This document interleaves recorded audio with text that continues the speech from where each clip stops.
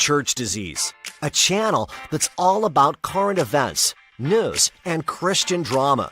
A channel that's dedicated to our forgotten brothers and sisters throughout the ages. Our brothers and sisters who courageously stepped outside the safe bounds of institutional Christianity to tell the truth. A channel whose goal is to help the average person understand that Jesus plus nothing is everything. So like, comment, subscribe, and smash the notifications button to be a part of this channel. Welcome to the Mad Church Disease channel, a channel dedicated to our forgotten brothers and sisters throughout the ages. Want to stay connected to me and the Mad Church Disease community? Well, then join our email community newsletter. Stay in the know with all the updates and fresh content that is created for this channel. It's time you join the private community for the revolutionary family, where we can talk and laugh all in a space that's safe with a no judgment zone. Connect with other members and build lasting friendships. The doors are now open. Want to stay connected and be notified each time I go live? Subscribe to the text community and be notified each time that we go live. Simply add your details for instant updates on all our lives. Are you a budding YouTuber or business professional who would like my thoughts on all things business related? Book a free 15-minute consultation where I can help with social media, YouTube, web design, and so much more. Book your consultation now and build your future. Get away from the rat race and build your business.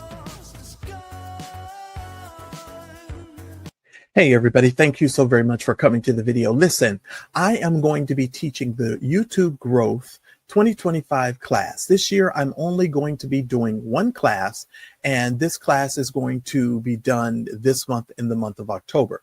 Now, I normally teach this class twice a year, but this year I decided to only do it one time. And the reason for that is I have this stuff inside of my digital community already for all of the people who would like to learn YouTube and are looking to grow a digital business and to grow their businesses and their brands. And so this year I decided to put it at two different barriers of entry. Now, before I get into that, I wanted to kind of talk to you about who this class is for. If you are a new YouTuber, if you're somebody who's looking for systems, if you're looking for checklists and things that could help you, a step one, a step two, a step three sort of process to sort of help you grow your business. When I first started on YouTube, the thing that became the most difficult for me was the process of knowing what to do every single day I sat down to start to work. I wanted to know what kind of system could I have where I could treat it like an everyday job sort of thing and start to see the pendulum move forward. And I've sort of mastered that process, and I've helped countless other YouTubers sort of build their YouTube business and build their brands. And this process is a check one, step two, step two kind of thing, where if you sit down and you actually do the work, you're going to see results. And now, of course, results aren't typical for everybody. It's going to depend on your own work ethic. But of course, you've got to put in the work. And so with this particular class, what I wanted to do this year is sort of walk you through it. We're going to spend maybe like an hour or two together. And I'm going to go through my entire YouTube brain dump. And I'm going to give you every single thing from metadata to titles, tags, descriptions. I'm going to give you thumbnail. I'm even for the event ticket holder purchasers, I'm going to actually give you guys access to my digital community for one whole year, where you can actually reach out to me and you can actually come in and ask me questions on a daily basis regarding your YouTube channel. But it even gets better. Every Saturday going forward from here on out, all the way up until the end of 2026, we're doing something called the YouTube Roundtable Office Hours. That means every Saturday you can come in with a group of other YouTubers and you can actually see me break down their YouTube channels, and they ask me all sorts of questions. They get their questions answered, and we can even take a look at your YouTube channel, see what you're doing right, what you're doing wrong. And so all of that is included in our event ticket purchase price this year. So if you're somebody who just wants to grab the information and grab the lessons, we've got a basic ticket for only $127 this year. And then for those of you that are going to need extra help and you're going to want to ask me questions without actually having to book a consultation, you're going to be able to have access to me only for $197 for an entire year. So this is the time. If you are serious about YouTube and you want to see your YouTube channel grow, you're definitely going to want to go ahead and grab the event ticket price. Now, if you're already a YouTuber and you're seeing some growth, but you want to know how to exponentially grow your channel, and let me tell you something. In order to really take your channel to the next level, there is a process. There are certain things that you really need to do to see a steady flow of growth. It doesn't always require you, hooking up with other YouTubers in order to grow your channel or your brand. If you consistently put in the work and you do the things that are necessary for your channel, you're going to grow. Okay. So you've got your basic ticket and you also have your event ticket. Your event ticket, you get access to me. You get access to a whole slew of other things and videos and tutorials that I've got already inside my digital community that will teach you all the things that you need to know as it relates to YouTube. I'm excited about it because I think it's going to give a lot of YouTubers an unlimited amount of information, and it's going to take the overwhelm. If you sit down on your computer and you're just overwhelmed about where do I go to find topics or how do I find stuff to talk about, and oh my goodness, it's always something, you want to learn those things, I'm going to show you exactly where to go. I'm not going to hold anything back, but you're going to need to get your ticket for this class, and you're going to need to get it right away. Why? Because I'm only opening up the class at the basic ticket price for only $127 for the first 10 people. So the first 10 people that grab it, you're going to get it at a discount. But for the event holders, those people that are taking it serious and you want to grow your business, you want to grow your brand, and you want to build your influence, you're going to definitely want to get our event ticket, and you're going to definitely want to jump on that. Now, if you have any questions or concerns, please feel free to reach out to me. My support email is at the bottom of this page, and you can definitely reach out to me, and I'll try to answer any questions that you have. I look forward to seeing you in the class. This class is going to be awesome this year because I know I already have some people that are really interested and that are really serious about growing their business and their brand. And so you guys are going to want to get your ticket and get it right away. I look forward to seeing you. I'm going to go over so much stuff with you guys. It's going to be amazing. I promise you. This is going to be like no other class that you have ever taken as it relates to YouTube. I have taken all the classes. I have spent a lot of money on these classes, but a lot of the stuff that I'm going to be sharing with you, no other person is going to be sharing. So you definitely want to get your ticket and get your ticket right away. All right, everybody. Thank you so very much for coming to the Mad Church Disease channel. I am your humble host and servant, Marcellus. What a wonderful evening and night we're going to have, just simply talking about all of the trending topics. I just wanted to make sure that those were our announcements. Govern yourselves accordingly. Gerald is a hoot. But Gerald, you are absolutely correct. The wonderful thing about this is you don't have to hook up with monkeys, snapping turtles, marshmallow toes, and coons, nor jigaboos. You don't have to hook up with none of those people. You can do the work, you can put in the work, and you can get the results. All right, ladies and gentlemen, let me go ahead and get us started. Hello, everybody. I'm so glad to have you here. If you are unfamiliar with my channel, my name is Marcellus, and I am the host of the Mad Church Disease podcast. But I'm not just the host. I'm your hair club president. All right. I'm your hair club president. And so we're definitely going to be getting into some trending topics tonight. I plan on taking my time. I don't plan on rushing the situation. So it is what it is. Shout out to all of the members. Shout out to all of the subscribers to the channel tonight. I appreciate every single one of you. God bless every single one of you. And we most certainly are going to be putting in our work. Let me just simply say shout out to Regina at the Juice Radio. Gerald, of course. Shout out to you, sir. Shy. Rosalind, good to see you here with us. Miss Ward, good to see you here. G Stewart as well, good to have you here with us. Tara, good to have you here. Christine Parks over there blowing up on TikTok. Gone Christine. So shout out to you, Christine. I keep coming in and out of your you guys is live. I'm not ready for y'all just yet. But I got some plans to come over there and hang out with y'all shortly. So don't worry. T Davis, shout out to you as well. Shout out to the one and only Lyran Pearson. Thank you so much for the Purple Hearts, Lynn. I appreciate that. Shout out to Uncle Fred. Just shout out to everybody that is here. Shavella, good to have you with us as well. We're gonna have a good conversation tonight. We got a lot of stuff to talk about. Hey CC, what's up, Miss Lex? Southern Breeze, good to see you as well. So shout out to all of you guys that are here tonight. I'm excited. I'm excited for a number of reasons. But let me just say this. I'm gonna cover this box up. This the address on this here box. I don't even know if y'all gonna be able to see that, but hold on. Judge Elisa Thomas over there, I just want to let you know I have boxed up your stuff I'm sending to you. It is in a box with your name on it, with a label. It is coming to you. I am shipping it out to you on tomorrow. Okay, so that's that. Another announcement. I just wanted to let you know that. So hopefully that'll be a blessing to your channel and to your to the people who are supporting your channel and watching you consistently. So hopefully it'll be a blessing in your life, and I hope so. All right, everybody. So let's settle in tonight. Let's talk about, we got a slew of topics. Y'all know I don't like to keep you very long. I like to be in here for about an hour and some change, and then we're done. Now, to all of the members that are here, I am going to be trying to learn the new feature that YouTube has.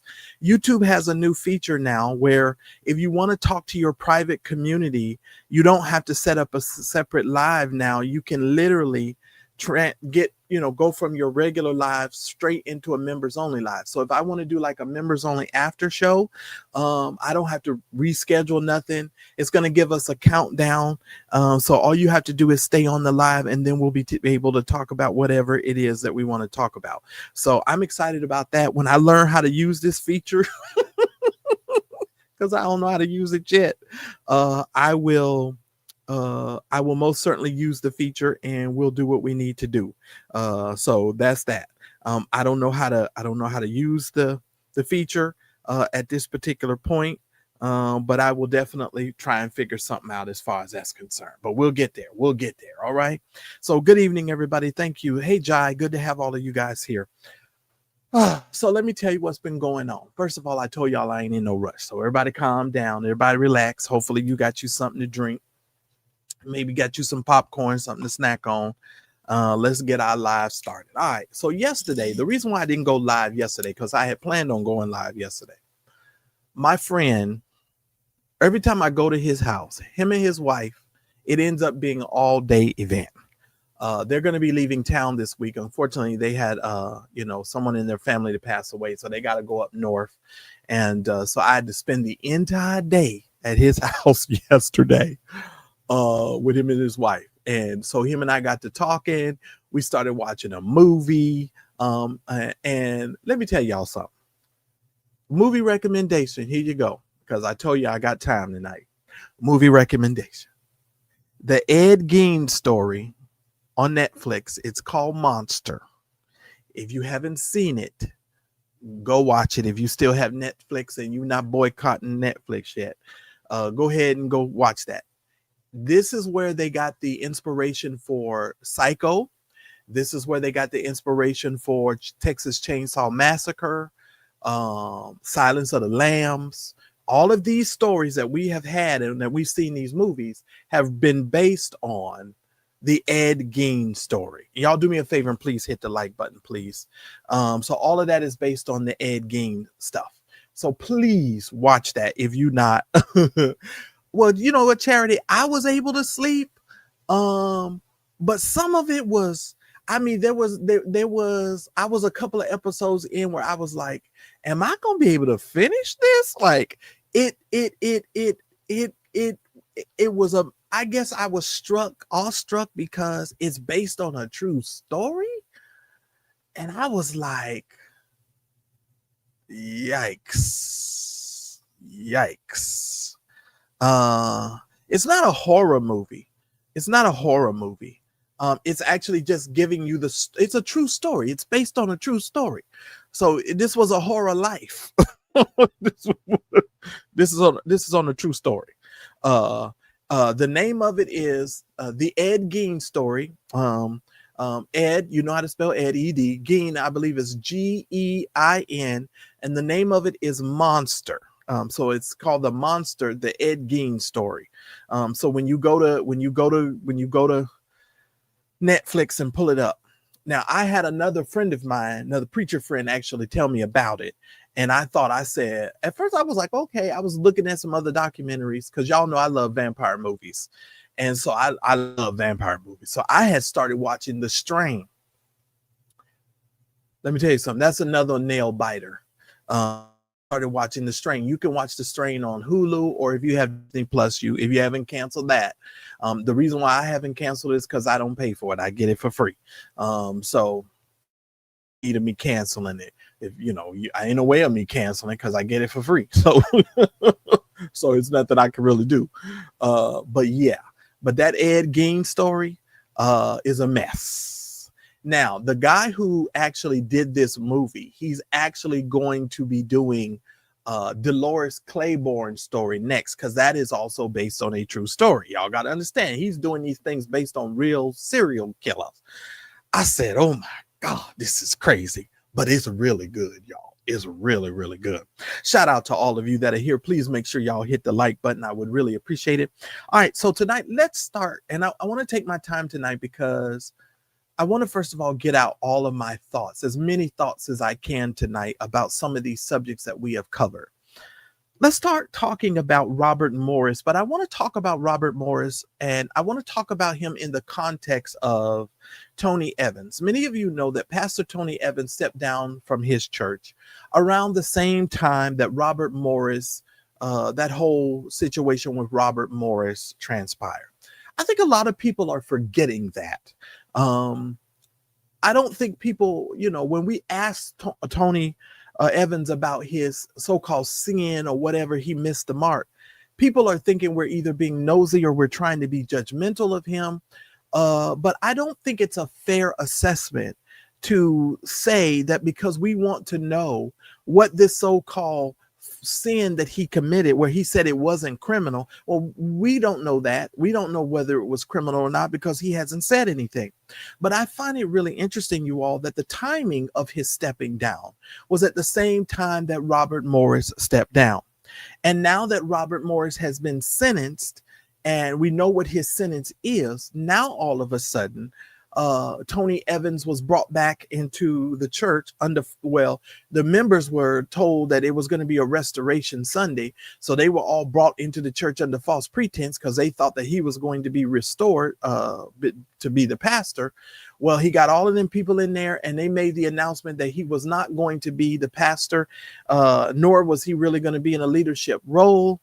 And so they sort of transitioned from that, and then they went into a sit-down conversation between Tony Evans and his son, who is, I guess you can say, taking over the pastorate or whatever, as far as that's concerned. But I don't understand why people don't understand the significance of why he should be telling people what he did. I'm going to take it from several different vantage points, so let's have the conversation. Ladies and gentlemen, when you and I commit sin in the institutional church, let's say a woman gets pregnant, because for the most part, the dudes, we get to hide on the dirt that we do, right? Because our sin, or what they deem to be sin, it doesn't show up 9 months later, right? Right. Charity said, I watched it today. It riddled me this and riddled me this, Batman. I know. And this is why I wanted to really talk about this, because to be quite frank with you, it's really disgusting how they're playing on people's intelligence. And I don't want to seem like I'm just being mean, or I don't want to seem like I'm just attacking them. I want them to understand why this is so troublesome. Number one, when someone else in the institutional church commits a sin, 9 times out of 10, they are told to step down from their position. They have to either apologize a lot of times or to that effect, or they, all sorts of things happen. They get removed from their position. They don't get to step down from their position. They don't get to come and address the church or address the people to tell them why they're stepping down, right? They don't get to do that. But these pastors or leaders, that's their position. They get to do that. And so, ladies and gentlemen, tonight, as we sort of approach this subject, I want you to understand this from a different vantage point. We want to elevate the conversation. We just don't want to talk about it. We want to elevate it. If you got fired from your job, or somebody, we'll just go with a job. So you got fired from your job. The first thing you're going to want to know from your boss is why you were fired. If your girl comes home and she says, I no longer want to be in this relationship, chances are you should have some clue as to why she should say that. But anyway, let's move on. You want to know why she wants to move on. Or your husband, if he says he no longer wants to be in the marriage, you're going to want to know why. You're going to want to know, is it something that you did? You're going to want to know, is there something you need to fix or that is fixable? You're going to want to know why. It is a natural reaction of people to want to know why. Here is a man who has pastored a church for over 40 years, stepping down at the same time that Robert Morris is getting in trouble with this Cindy Clemenshire situation. And then all of a sudden, he disappears for a year while Robert Morris and them is going through the turmoil of this trial. Then when Robert Morris gets sentenced, all of a sudden, he sort of rises back from the abyss of his exile. And people are told, well, you shouldn't have any questions. It's none of your business. It's not spiritual. And I'm sorry, ladies and gentlemen, I have to disagree with that assessment. I think Tony Evans owes the people of God an explanation. I believe, and you guys remember that when he first came out, I was defending him because I said, he's had 40 plus years. He's had a great reputation.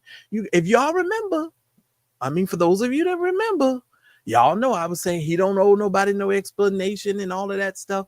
But then as I sort of contemplated what was going on, I said, you know what? No, we need to rethink this because something is wrong with this picture, ladies and gentlemen. And so that's why I'm sort of addressing this at this particular point and moment, ladies and gentlemen. So I think the people of God deserve an explanation. Here's another reason why. We deserve an explanation because this is a man who has been on worldwide television. He's been in the Christian space for a number of years. And now we're having to come to grips with the fact that this man is stepping down for unknown reasons. So it's okay. And I've been told by members of Oak Cliff Bible Church that when he has other people who are caught in sin, they don't just get to step down and walk away without any explanation. There have been situations over there where you have paraded people in front of the church and given excuse and said certain things and made them have to, make recompense for the things that they had done. So I don't think that we're putting Brother Tony Evans on the same level as other brothers and sisters in the body of Christ. We are just simply allowing him to just give us all of these, smoke screen and mirrors and not really make any, make any sort of explanation for that. Okay.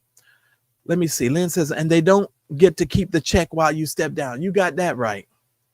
Now, let's just be clear. Speaking of check, that family has become quite wealthy from that church. Let's face it, ladies and gentlemen, they have become quite wealthy from that particular circumstance and situation. And so it's imperative that we, use our minds and be fair about the situation, but also have an expectation that, they give some level of, explanation as to why this is happening, period. I don't think it's an ungodly thing. I don't think it's an unspiritual request. I think that it is just as legitimate as anything else. First of all, you step down when Robert Morris gets indicted by a young lady, well, a woman, but she was 12 years old when the situation happened to her. And according to the research that we have, he was 19, I think between the ages of 19 and 21.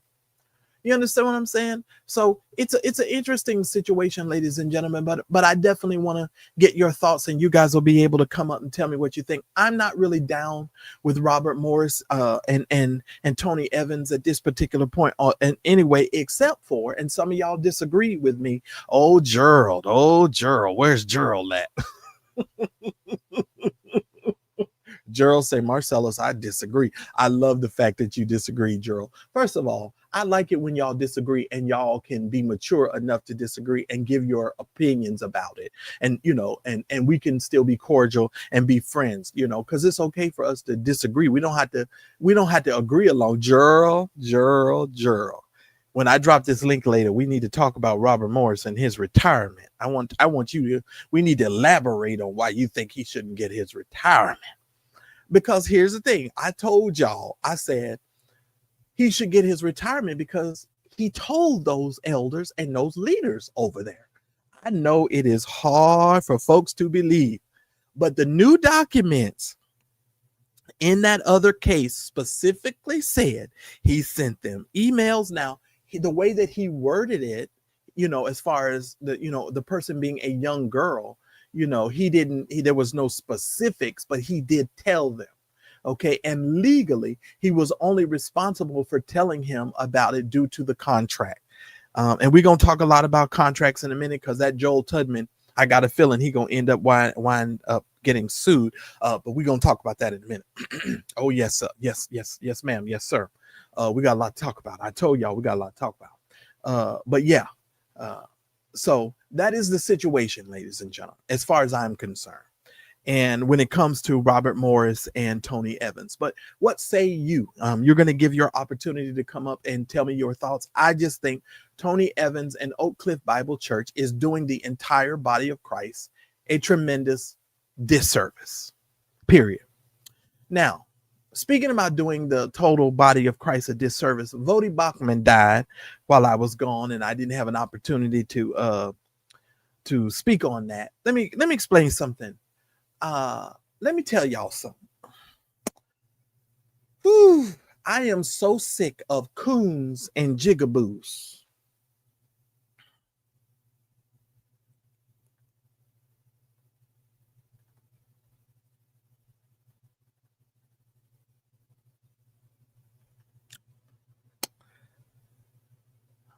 I am so sick of people who have my skin color trying to tell me that I cannot be concerned about people who look like me in order for me to be a Christian. Mm-hmm. Okay. Let's go here for just a minute. How dare you tell me? And I don't understand why we're the only race of people who are always asked to forget about our history and the atrocities that have been perpetrated upon us in order to serve Jesus, or these people's idea of Jesus. I told y'all many years ago, and I've got videos on this channel. If you're a member here, you can see some of those private membership videos that I posted, that we're not serving the same Jesus that these white evangelicals are serving. And I'm going to extend this to some of these black evangelicals. We're not all serving the same Jesus, ladies and gentlemen. Because for you to come and tell me that I can't be so pro-black that I forget that I'm a Christian, to me is the most asinine, anti-intellectual, and just flat out stupid thing to say to black people. You don't go to the Jews and ask Jews to forget about the Holocaust. You don't go to any other race or group of people and ask them to just get over what happened to them. No, you don't. You don't do that. We are the only group of people that are asked to just forget about it. Now, Don Lemon today, I was in Don Lemon's afternoon show, typing away, because Don was asking to me, well, he doesn't understand why, we're not all out in the street and we're not all protesting and we're not all up in arms and all of this stuff. And I said to myself, and I put in the chat, first of all, because we told you all what this man was about, and we warned you about 2025 to the Hispanic community, to the Cuban community, to the non-American born community. We told y'all what was coming. And what's even more sad is the fact that, that first generation Latino Americans and first generation Cuban Americans and first generation, you know, Asian Americans are looking upon this because you are an American citizen and you're watching your grandparents and your uncles and your aunties and your cousins being hauled off by ICE while you stand around. If I was Hispanic, I would be marching every day. There would not be a situation where I would not be involved. But let me just say this. People say, well, why aren't Black people in the street and why aren't we marching? But first of all, because Black people understand what comes around goes around. See, ladies and gentlemen, ICE and having these the U.S. Guard, coming to these cities is not unfamiliar to Black people. For y'all forget that we had dogs and water hoses turned on us by police and National Guard. Have we all forgot history in America? I'm somewhat over here. Some days I feel like I'm going crazy because I'm just like, wait a minute. Are you guys not aware of our history here in America? And people say, well, what are Black people waiting on? Here's what we're waiting on, because we understand that this is going to get worse before it gets better. And normally, oh God, help me deliver this well. Normally, in the 50s and 60s, in the 70s, we had leaders. We had Black leaders who were galvanizing, and they were putting together plans in order to help us move the pendulum forward. But what we don't have today, ladies and gentlemen, I'm sorry to say this, we do not have Black leaders that are consummately in our face and consistently in our face to educate, inspire us, to lift the bar forward, and to give us some clear directives as far as what we want as a people and what we want to see forward. We've become so relaxed that it's made us lackadaisical and lazy. And the Bible says that while men slept, the enemy came in. And I think we have been sleeping for the last 20 or 30 years. And while we have been sleeping, slowly but surely, rich people in this country have been galvanizing and putting plans forward, i.e. Project 2025. And they've been buying Supreme Court justices. They've been buying legislators. They've been buying this and buying that in order to create the utopia that they want in America. That's why they're trying to tell you that they want to make America great again.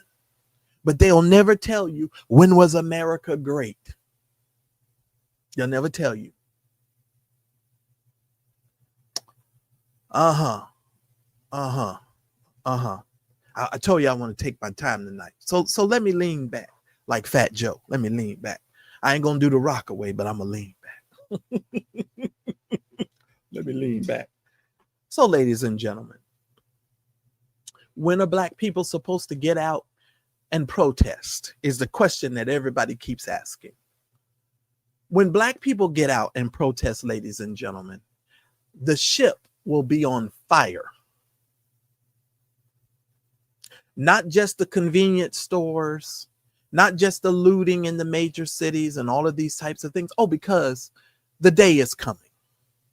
What's up, Daryl? The day is coming, ladies and gentlemen. I told you guys in times past that this was the age of the criminal.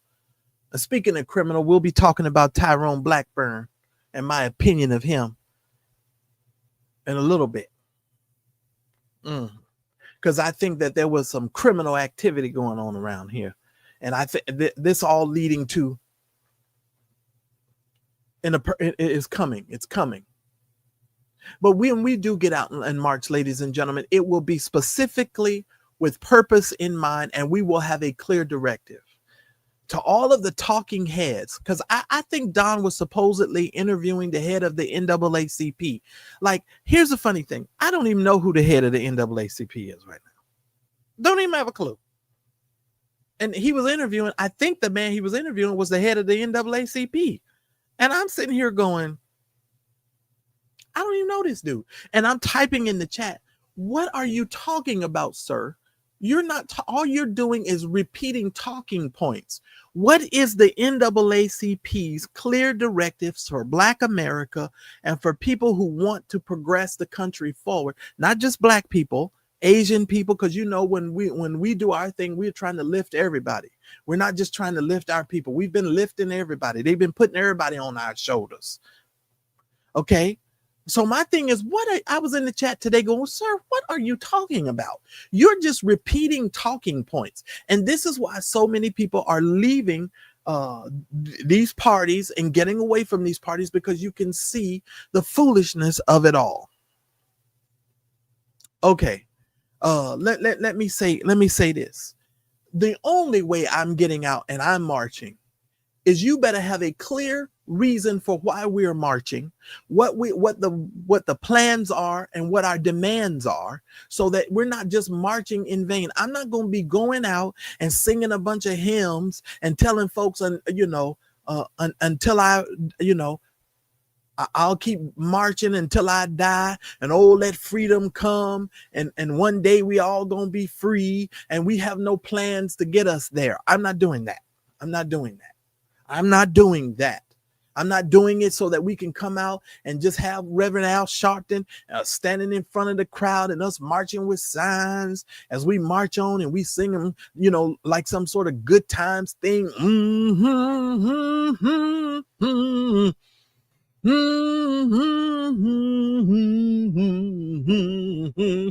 No, I'm not doing all that. I'm not doing none of that. Not doing none of that. We must have a clear plan, ladies and gentlemen. And I'm sick of all of these people who are trying to treat us as if we're stupid and we don't know what's going on. Stop giving me talking points. And to Don Lemon and to the rest of the people that are on YouTube, Joy Reid, all of these others, Boyce, what's his name? Boyce, Watkins, all of these other people. I don't know what y'all are thinking that Black people are supposed to be doing. We need to be worried about our local civics and our local election just as well as the national election, and don't get distracted by all of this stuff. If you are a person who votes, I'm talking to the voters now, don't get distracted. Participate. Yeah, I ain't doing none of that. I'm not singing none of that mess. I'm not singing none of it. None of it. Shout out to all of you that are here. Please do me a favor, the wonderful favor, and please hit the like button. I would really appreciate it, ladies and gentlemen. I don't normally ask a whole lot about that, but I would appreciate it if y'all would go ahead and hit the like button.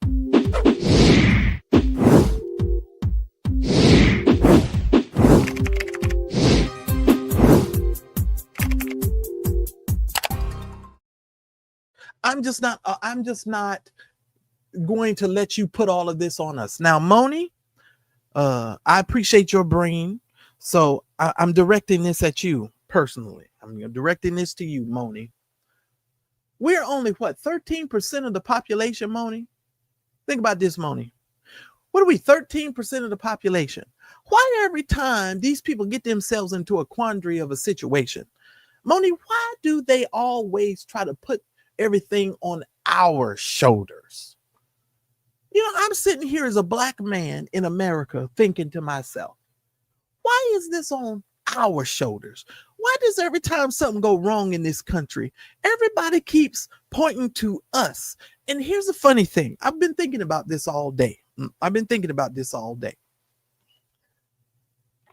You let people like Charlie Kirk tell us that we're not worth nothing. You show us in media, you show us in movies, you show us in television, you show us with salaries. You try to treat us like we ain't worth nothing.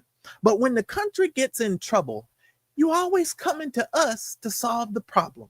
The first thing you want to say is, where are the Black folks?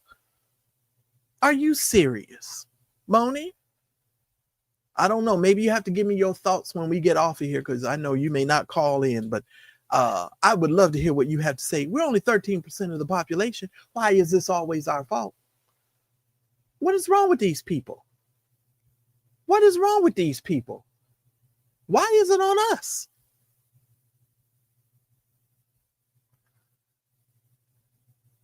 Well, here's the funny thing. They're scapegoating ain't scapegoating because you can't blame us. You can't blame us for this shit show. You can't blame us. Yeah, I mean, you can try, you can say it, but for the people that got a brain, you know damn well you can't blame us for this. I'm just saying.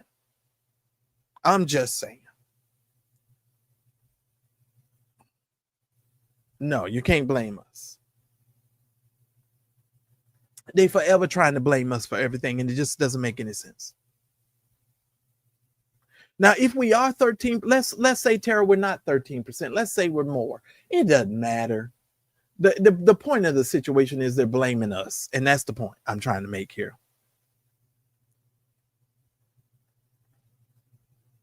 Yeah. Well, I'm not doing nobody's work. Let me tell you, all the people who are getting locked up by ICE, and I'm seeing some horrible treatment of American citizens. And I don't understand why lawsuits are not being brought by people. If ICE is throwing you to the ground and pushing you to the ground where you're injuring yourself. One man had to be put on a stretcher, and you're empowering people who have no proper training in order to de-escalate these types of situations. Because you could sign up for ICE as an American citizen and go through their little training.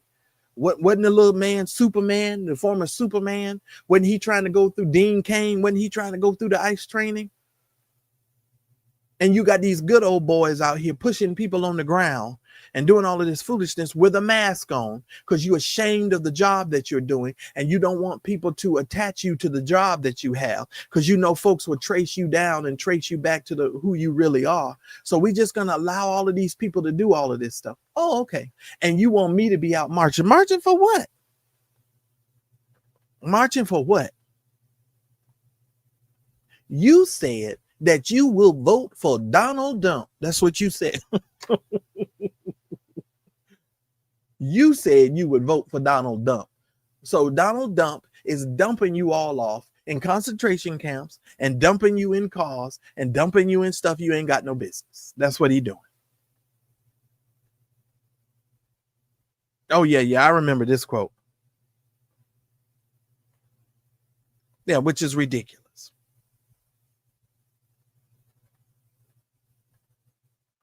I'm just saying this is horrendous. This is horrendous. Shout out to all of you here. Listen, ladies and gentlemen, if you are a supporter of the Mad Church Disease channel, we would, of course, appreciate your support of our channel tonight. We have got plans for this channel. I'm trying to implement some things to come into play. You guys know I don't go live every day. So if you guys could support the channel, I would really appreciate it. When one is asking. So the Cash App information is on the screen for you. Shout out to all of you that have supported the Mad Church Disease channel in the past. Shout out to all of you that are going to support us in the future. Please feel free tonight to do the very best that you can to support the platform and support the work that we're doing. We not only, help out our own platform, but we are also helping other content creators as well. And so I would appreciate it if you guys would support the platform on tonight. All right. So please do so. I would really appreciate it. If you're new to my channel, please understand that the Mad Church Disease channel is a channel that's dedicated to our forgotten brothers and sisters throughout the ages. And you are most certainly going to want to sign up for our newsletter so that you do not miss any of the things that are coming up with the Mad Church Disease channel. Welcome to the Mad Church Disease channel, a channel dedicated to our forgotten brothers and sisters throughout the ages. Want to stay connected to me and the Mad Church Disease community? Well, then join our email community newsletter. Stay in the know with all the updates and fresh content that is created for this channel. It's time you join the private community for the revolutionary family, where we can talk and laugh all in a space that's safe with a no judgment zone. Connect with other members and build lasting friendships. The doors are now open. Want to stay connected and be notified each time I go live? Subscribe to the text community and be notified each time that we go live. Simply add your details for instant updates on all our lives. Are you a budding YouTuber or business professional who would like my thoughts on all things business related? Book a free 15-minute consultation where I can help with social media, YouTube, web design, and so much more. Book your consultation now and build your future. Get away from the rat race and build your business. Shout out to all of you that are here. Shout out to every single one of you that is supporting the channel. I appreciate every single one of you. And you know, if you guys can do whatever you're going to do expeditiously, that helps so that we can forward on with our show. All right, ladies and gentlemen, moving on, because I don't want my blood pressure to get raised, because I think my blood pressure got raised the other day because I started to feel lightheaded and I had a whole episode. But that's why I'm saying I'm not letting Donald Trump and none of these people stress me out. I'm not doing it. I'm just not doing it. Sorry, ladies and gentlemen, I just refuse to do it. I'm not letting these people drive me crazy, and I'm not letting these people stress me out. I'm just not going to do it. All right, ladies and gentlemen, let me pull up on the screen here. I want to share my screen with you. We're going to move on over to the one and the only David E. Taylor. David E. Taylor. Went in the wrong spot. Thank you. I want to talk to you guys about David E. Taylor. Now, most of you know I did a whole 2-part series of this housing allowance situation. And I told you guys that most preachers in America are participating in the same stuff that David E. Taylor was doing. They're just doing it in a different and on a lower level. The way that the housing allowance and all of that stuff is taken advantage of, I've sort of gone over that with you guys, because I'm just not somebody who's over here talking about these things. I'm somewhat, first of all, I was a part of it. That's number one, in leadership. Secondly, I am someone who is very knowledgeable about, sitting on these church boards and putting these compensation packages together for the pastors and so forth. But I want to go a little bit further tonight with David E. Taylor. I want to talk about give you some updates on what's been going on with them and Michelle Brannon. Michelle Brannon was supposed to be his right-hand lady. And I want you guys to listen. And I'm going to give you some thoughts, some personal thoughts here on what's going on between Michelle Brannon and David E. Taylor. Because watching these news reports have kind of got my mind thinking. And I understand she's, of course, going to flip on him. But I want you guys to hear something and pay attention to this news story. Now, I'm going to have to stop it and start it due to copyright reasons. So I want y'all to pay attention to this. And let's listen, because I got some stuff I want to say. Getting an idea of what investigators found at that mansion in Avila. When federal agents raided a massive mansion in Tampa's upscale Avila community last month, Skyfox captured some eye-opening images. Court documents released this week reveal what exactly authorities found. Several Mercedes-Benz and Bentley sedans topped with gift bows and... I want y'all to hear me. First of all, several Mercedes-Benzes topped with gift bows. Who were those Mercedes-Benz going to be given to?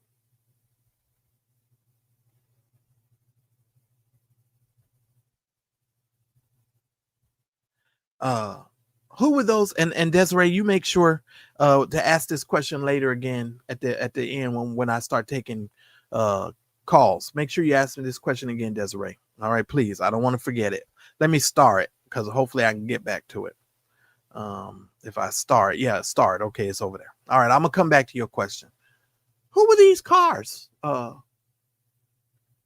If you're okay, think about it, y'all, for a second. Think about it. Normally, when a ministry buys cars, the church has to own the cars because the cars are bought with ministry funds. Who were these Mercedes? What money did they use to buy these Mercedes-Benz that they had with these bows on it? Because typically, if you got a bow on a vehicle, you're typically about to give that bow or give that car away to somebody, right? Did they put a bow on it to give 4 Mercedes-Benz to David E. Taylor? I don't think so. Then they had all of these statues. What you're looking at on your screen in these crates are all of these handcrafted, very expensive statues that were going to be aligning this property that they had not done yet with the landscaping. Okay. Tara says to himself, Lynn is crazy. Lynn say one of them got Vicky's name on. He probably do. That's probably the gargoyle. That's the gargoyle. The gargoyle got her name on it, Lynn. That is so funny. That's so funny, Lynn. That is so funny. That is so funny, Lynn. Let me move on because Lynn is crazy. Goes at me start laughing already. Crates containing life-sized expensive stone statues and decorative pillars for landscape installation. They're not using the money for good. They're literally using it to fund their very lavish lifestyle. A lifestyle. And that is not something that is abnormal. And I have told you guys that a million times. That for David E. Taylor and his Kingdom of God Global Church included several properties across the country that were all busted. Since then, Leslie Portillo has been following the case closely. She used to work for Taylor, but left after witnessing his alleged abuse. I did see David Taylor get aggressive with the staff. On Tuesday, so she saw him get arrested. Now my thing is this. If you saw him get arrested, that means you were still over there. You were still over there at the time in order for you to see it. I'm just saying. You if you was doing that, you was still over there.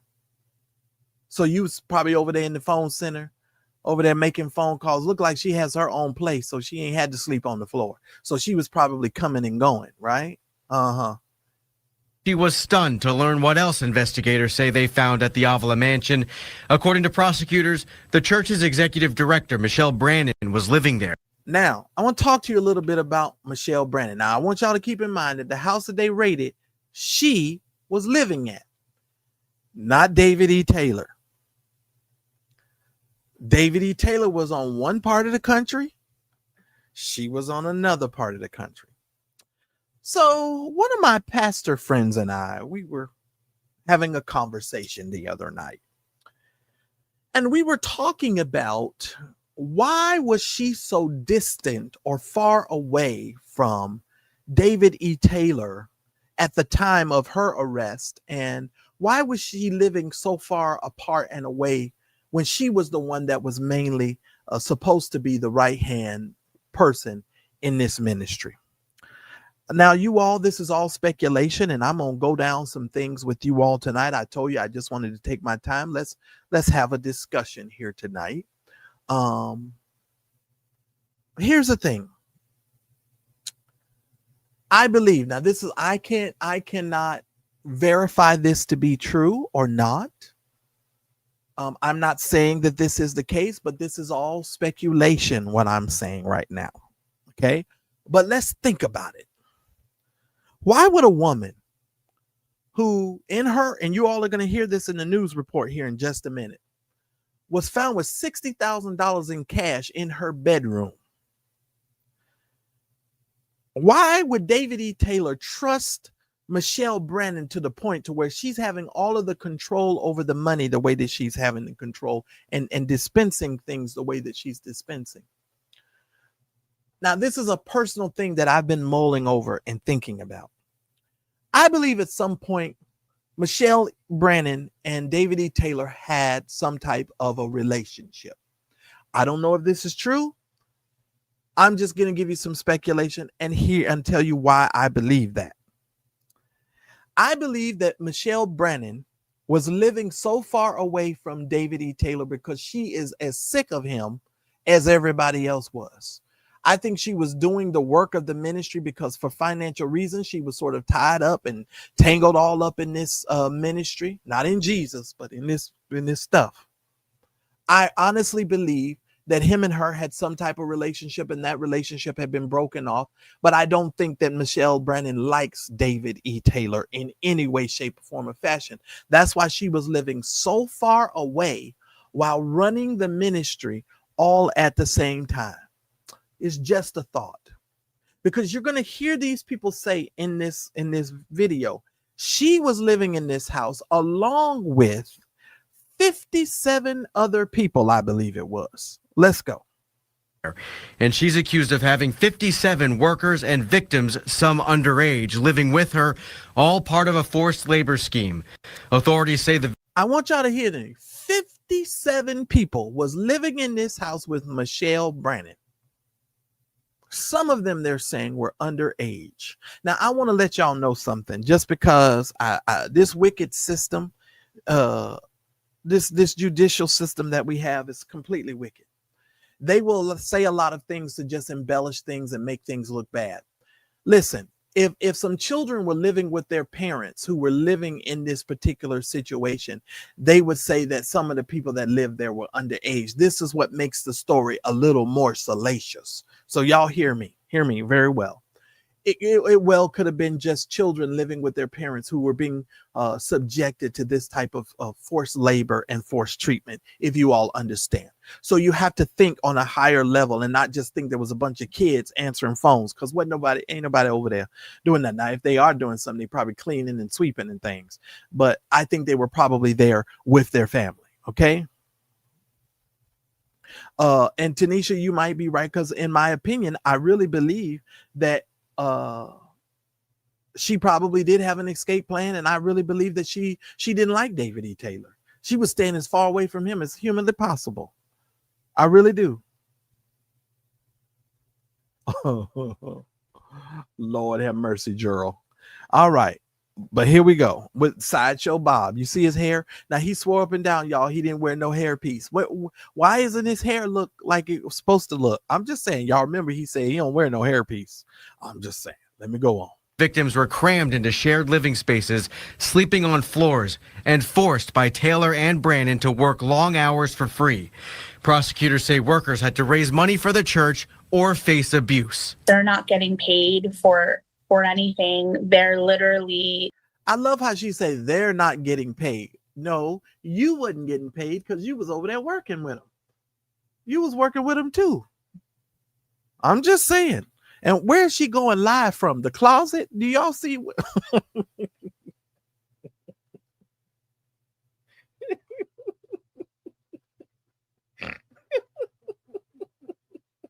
I'm sorry. Oh, Lord. Where's she going live from? Is that the closet? I mean, she is so close to everything. What is going on there? And who sets up their whole live stream next to the door? Like, are you in the closet? What is this? But anyway, let me move on. Like brainwashed to think like they're volunteering their time to do, ministry work. Investigators say Taylor and Brannon collected $50 million and used most of it for themselves. New court documents reveal Brannon even had $500,000 in gold bars and $60,000 in cash in her bedroom.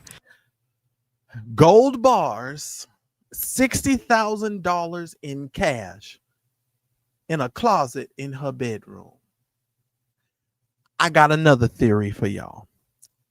I can't say this is true, ladies and gentlemen. I don't know if it's true. I think Michelle Brannon has been stealing from David E. Taylor this entire time. Y'all want to know why? Because he put her in charge of everything, because he doesn't know anything and he's stupid. Him a little slow. Him eats green jello and he don't know nothing. Listen here. Y'all remember when he was, I'm not fooling with y'all in these comments. Y'all remember when he went to give his deposition to that lawyer? Y'all remember every time the lawyer would ask him a question, what did he tell him? He said, I don't know. You have to ask Michelle. I don't know. Michelle handles all of that. I'm being honest with you. I think David E. Taylor is slow. I use that word because y'all said I can't say nothing else. I think he's slow. He went to the school, to the classroom behind the school in a trailer. I definitely think he's slow because he tried to convince us that toupee was real. I think David E. Taylor is slow. And Michelle Brannon has been stealing and spending this money for a very, very long time. That's my opinion. Do I know that to be fact? No, but I sure think if you get found with $60,000 in a closet and you have $500,000 in gold bars locked in a safe in a closet, chances are you were setting yourself up for something. ladies and gentlemen. That's just my thoughts on that whole situation. When I heard that she had $60,000 in cash and gold and $500,000 in gold bars. Listen, ladies and gentlemen, I want y'all to hear me. There was a senator, a Democratic senator, who was thrown out of the Senate, who was found with a gold, I think 1 or 2 gold bars in a jacket suit pocket when they raided his home. This woman had $500,000 in gold bars in a safe in a closet. So right there, ladies and gentlemen, she had over $560,000. I'm just saying. Okay. The details were released this week as part of Brannon's bond hearing in Michigan. The family members have been waiting for so many years for their family member, for their loved one to come back. Leslie's good friend never made it back to her family. She passed away from cancer while still working for the church. Leslie. Now, isn't that sad? People have been waiting. So that's called a cult, ladies and gentlemen. If you can't go and come as you please, you're in a cult. And many of you don't realize you're in a cult too, because your pastor don't let you come and go as you please anyway. They scoff at you going to another church if to go worship somewhere else. That's called a cult, ladies and gentlemen. You're in a cult. Says the victims deserve justice. Unfortunately, too many people were hurt in the midst of all of this. So I know it's going to be a process, but I know we are going to find out the truth. I want y'all to hear me, ladies and gentlemen. I want y'all to hear me very well. David E. Taylor and Michelle Brannon specifically, I believe, was stealing from David E. Taylor. David E. Taylor is so stupid that as long as she kept him with nice clothes and he was able to get his little car and they was able to bring him his little girls and his little floozies for him to fool around with, I think that he was fine with doing whatever he was doing, ladies and gentlemen.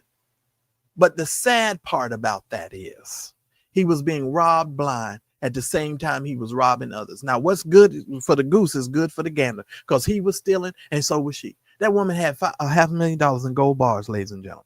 I'm just saying. $500,000. And you want to talk about the pimp being pimped. And to be honest with you, not that this is, in the conversation, but that's why I don't feel bad that E. Bernard Jordan took all of Larry's money. When he took Dr. Dingleberry's money, I don't feel bad. Because, Dr. Dingleberry, he over there, he not where he used to be. And he not where he used to be because he gave up, according to him, millions of dollars to Bernard Jordan. So the pimp got pimped. So who can be mad at that? Who can be mad at that? Yeah. Now, before I get into this next story, let me just say this. I told y'all I'm sick of coons and jigaboos. Let me tell y'all something. Some of y'all are definitely confused. You're definitely confused. And some of y'all are so confused that you just think it's okay for you to just lie on people, just to be lying on people. I'm going to leave it alone because I really want to go somewhere, but I'm going to leave it alone. But I've been listening to some stuff. Some people will sell their soul for a little bit of clout and cash apps. You will sell your soul for cash apps and clout. And the clout that you getting ain't even real clout. It ain't even real clout. You wasting all of your energy, your time, your self-respect with people, and you're not even going anywhere. You think you going somewhere. Because if you want to associate or be adjacent to a certain type of person, you can do that on your own accord. Your own gifts should make room for you to do that, not for you scheming and scamming. Let me say this. Because I got to get this out. It's so funny to me how people talk so bad about certain individuals, and then how quick they are to assimilate and try and be in those same circles when those people will pay them any attention. It would be the equivalent of me going and sitting around with Dr. Dingleberry after all of these years and coming to you all and saying, you know, Dr. Dingleberry ain't such a bad guy. You all would be looking at me halfway crazy. And I don't understand how some of these vloggers and some of these people can put themselves in situations and circumstances where your integrity becomes in question, because everybody is watching and they talking behind the scenes. They are talking. The people are talking. But I know some of you have just made certain alliances with certain individuals and you feel like, oh, you know, I have to say these nice things about a certain person, and I'm choosing my words carefully because I'm tired of giving people respect that they don't deserve. But I'm gonna leave it alone. But let me just say this: people are watching and listening and paying attention, and I don't understand how a person. It would be crazy for me to say Larry is a crook and a liar and a false prophet, and then 2 weeks later have Larry sitting up over here on the Mad Church Disease channel talking about he ain't such a bad guy. Y'all would be looking at me like I was crazy. And then people, oh, well, you know, some people, you know, they just like to keep an open mind, and you know, they're not for one side or the other. They always stay in the middle of the road. You're a middle of the road damn lie. That's what you are. You're a middle of the road damn lie. That's what you are. You're a liar. You're manipulative. You're deceptive.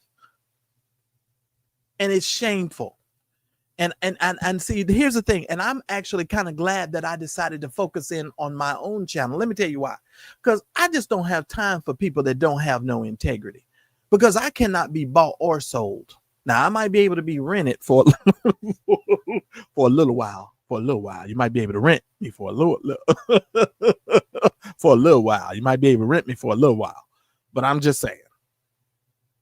I don't understand. 1 minute you saying one thing, the next week you saying something else. And then you have the nerve to try to convince people to follow along with bull that 2 weeks ago you said was fake and fraud and all this kind of stuff. I'm like, wait a minute, how'd you jump from over here to over here in less than 2 weeks? And then now all of a sudden you're in this utopic place where all of these people's prophecies and all of this stuff is real. You know, you're playing the game.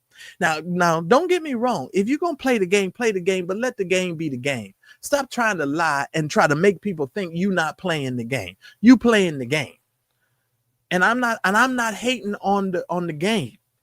And I'm not hating on the player. I just want you to understand, don't piss on my leg and try to tell me it's not raining. And don't try to play with my intelligence. That's why you need to go. I said, everybody packing.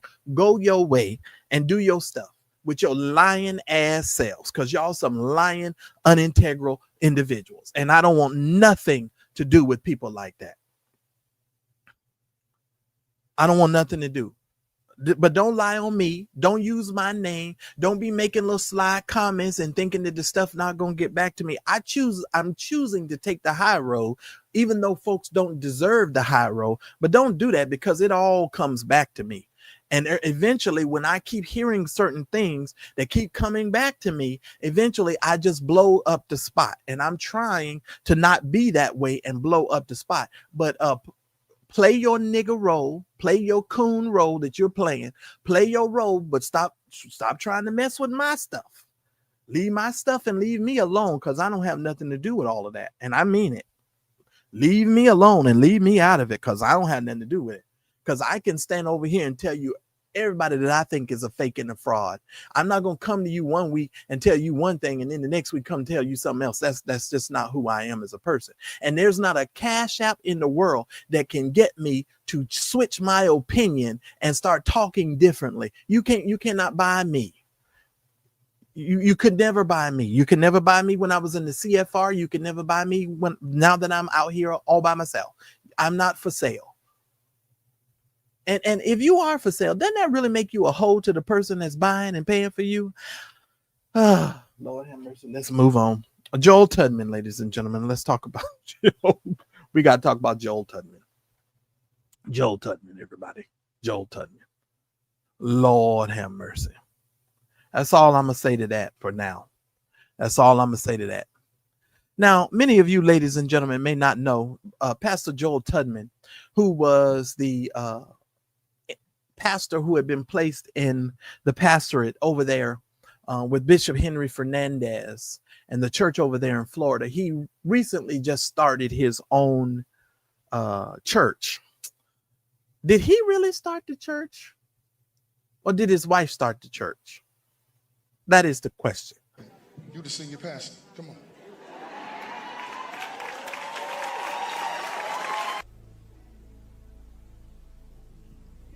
If God can do this today, he can do it in your life. Praise God!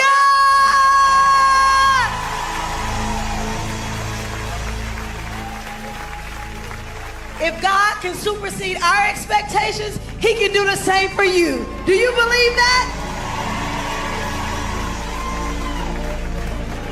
Expect God to do above and abundantly whatever you can ask or think, according to the power that worketh within you. Now check your power. Check your power. Check your power. Check your power. Check your power. Check.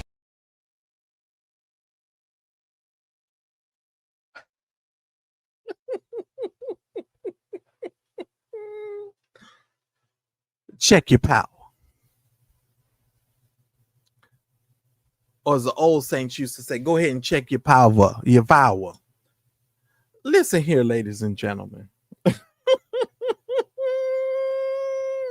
help me.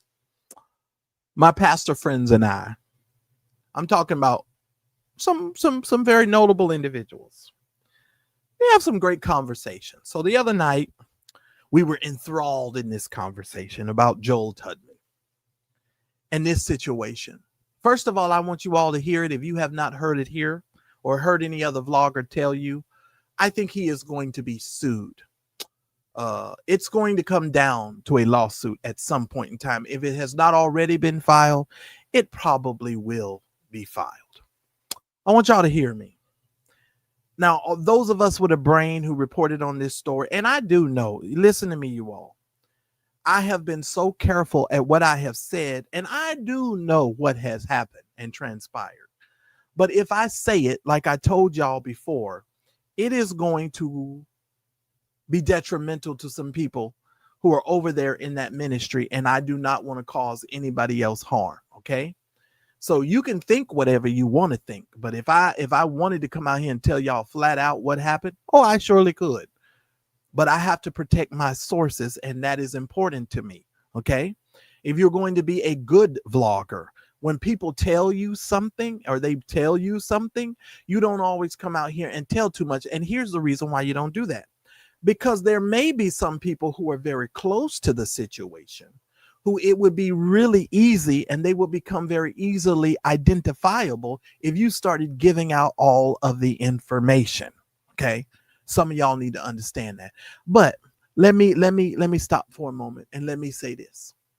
It is a shame and a sin that the church has to play these types of games, because there are games being played here, ladies and gentlemen. Joel Tudman is playing a game, and Henry Fernandez is playing a game. They're both playing a game. Now, let me talk about Henry first. Let me talk about let me talk about Henry first. I have an enormous amount of respect for Henry because I've known Henry for over the years.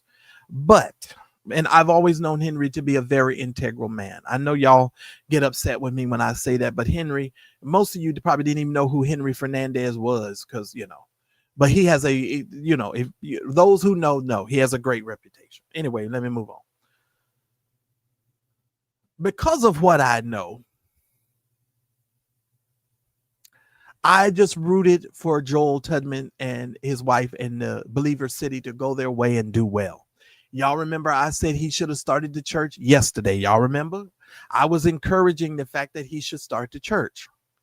But I think because of my wanting him to do well and wanting his wife and his kids and them to do well, I didn't really count up the cost and the consequence of what he is now doing, because I think it's going to backfire. Now, when they opened this church the other day, they were standing room only. Every chair was filled. I was told that they had to turn people away. They didn't even have enough room for people to enter into the sanctuary.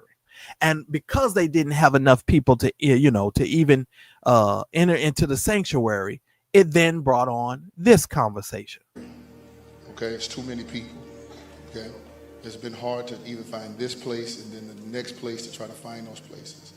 So in order for us to do what we need to do, it's going to take enormous buy-in. Then however you decide to sow today, or think about it over the next 7 to 10 days, and sow into the kingdom of God, so that when we move into 2026, it can have a place that we can call home. Okay. Now I want y'all to hear me very well, ladies and gentlemen. This is the problem when preachers and these people play these games.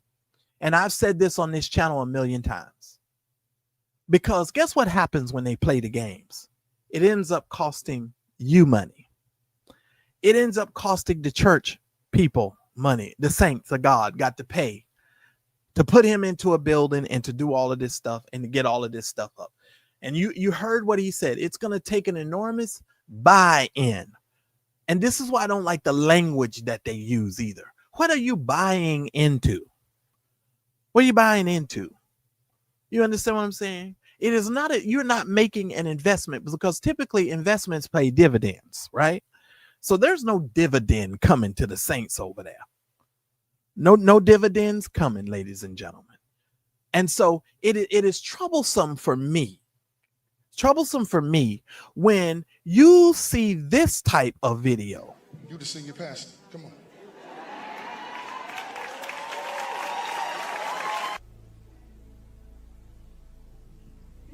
If God can do this today, he can do it in your life. Praise God!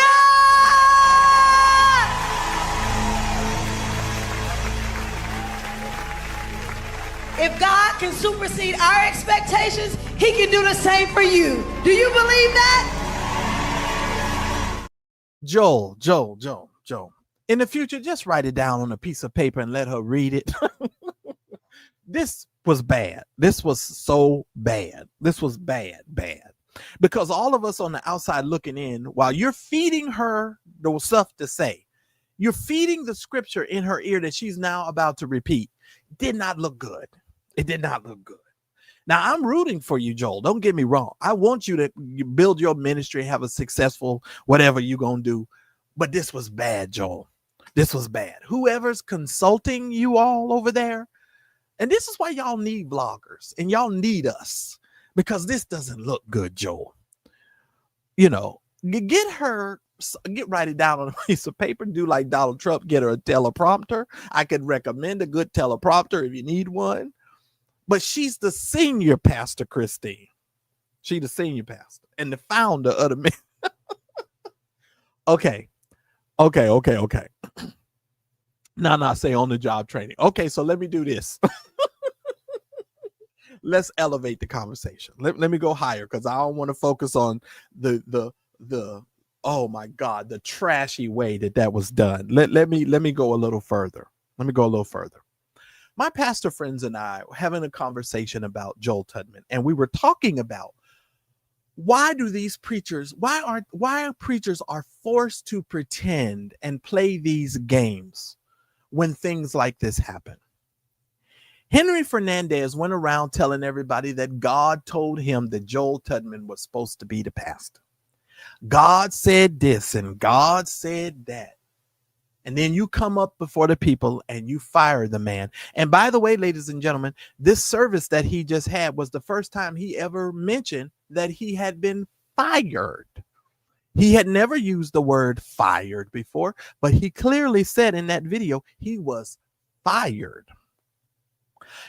Could the reason why he used the word fired be to something that's forthcoming and that may come into play at a later time? Do y'all pay attention when I speak? I can't come right out and tell y'all stuff. Y'all got to pay attention to read between the lines of the stuff that I'm saying. I'm not like the rest. I told you, you got to pay attention when I speak, okay? Pay attention. Let me rewind it. Did he use the word fired in his video or of this new church service? Did he use the word fired because he knows preemptively that there is something that may be coming down the line where he will have to deal with how his quote unquote termination was done? And because if you're fired from a job, you're able to have certain rights and certain things when you're fired versus if you're just let go or you voluntarily quit or walk away. Language is important, ladies and gentlemen. Oh, thank you, Holy Spirit. And a person's history is important. Because I know people like to keep trying to tell y'all that people's history don't matter. People's history matters. I heard another vlogger the other day say in his video, he said, you know what? People's history matters. I say, sure do. I say, people sure forgetting that. But anyway, let me go on. Pay attention to what I'm saying to y'all and keep your ear to the ground. Okay. Pay attention.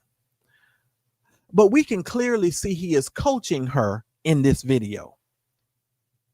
He is coaching her in this video, and it does not look good. It doesn't look good publicly. It doesn't look good. Okay. Now, don't get me wrong. I like Joel Tudman. I think Joel Tudman is a cool dude. I just think he needs to slow down on the workout videos. And you know, I think there's a certain way you need to present yourself to the church and to the body of Christ, because the way that you're doing things is starting to look a little Eddie Longish. All these muscle shirts and all of these clothes that you're wearing. And I know when you get to be a certain size, you can't really hide the fact that you're you know, I call you a swole cuz. You're swole cuz. I get it, brother. I get it. But you need to kind of curtail how you dress and dress in a proper way, because let me tell you why. You get a whole lot of people that get an unhealthy affection towards their pastor and their leader. And I think you are aware of that as a grown man. I'm aware of that as a grown man. Most preachers are aware of that. And I think you need to reevaluate how you present yourself in certain videos that you're putting out into the public. Joel Tudman, just take my advice. Don't invite certain things into your space. Protect your wife and protect your family and protect your space. Or are you doing these things because you're trying to invite this kind of people into your space, into your place? I don't know.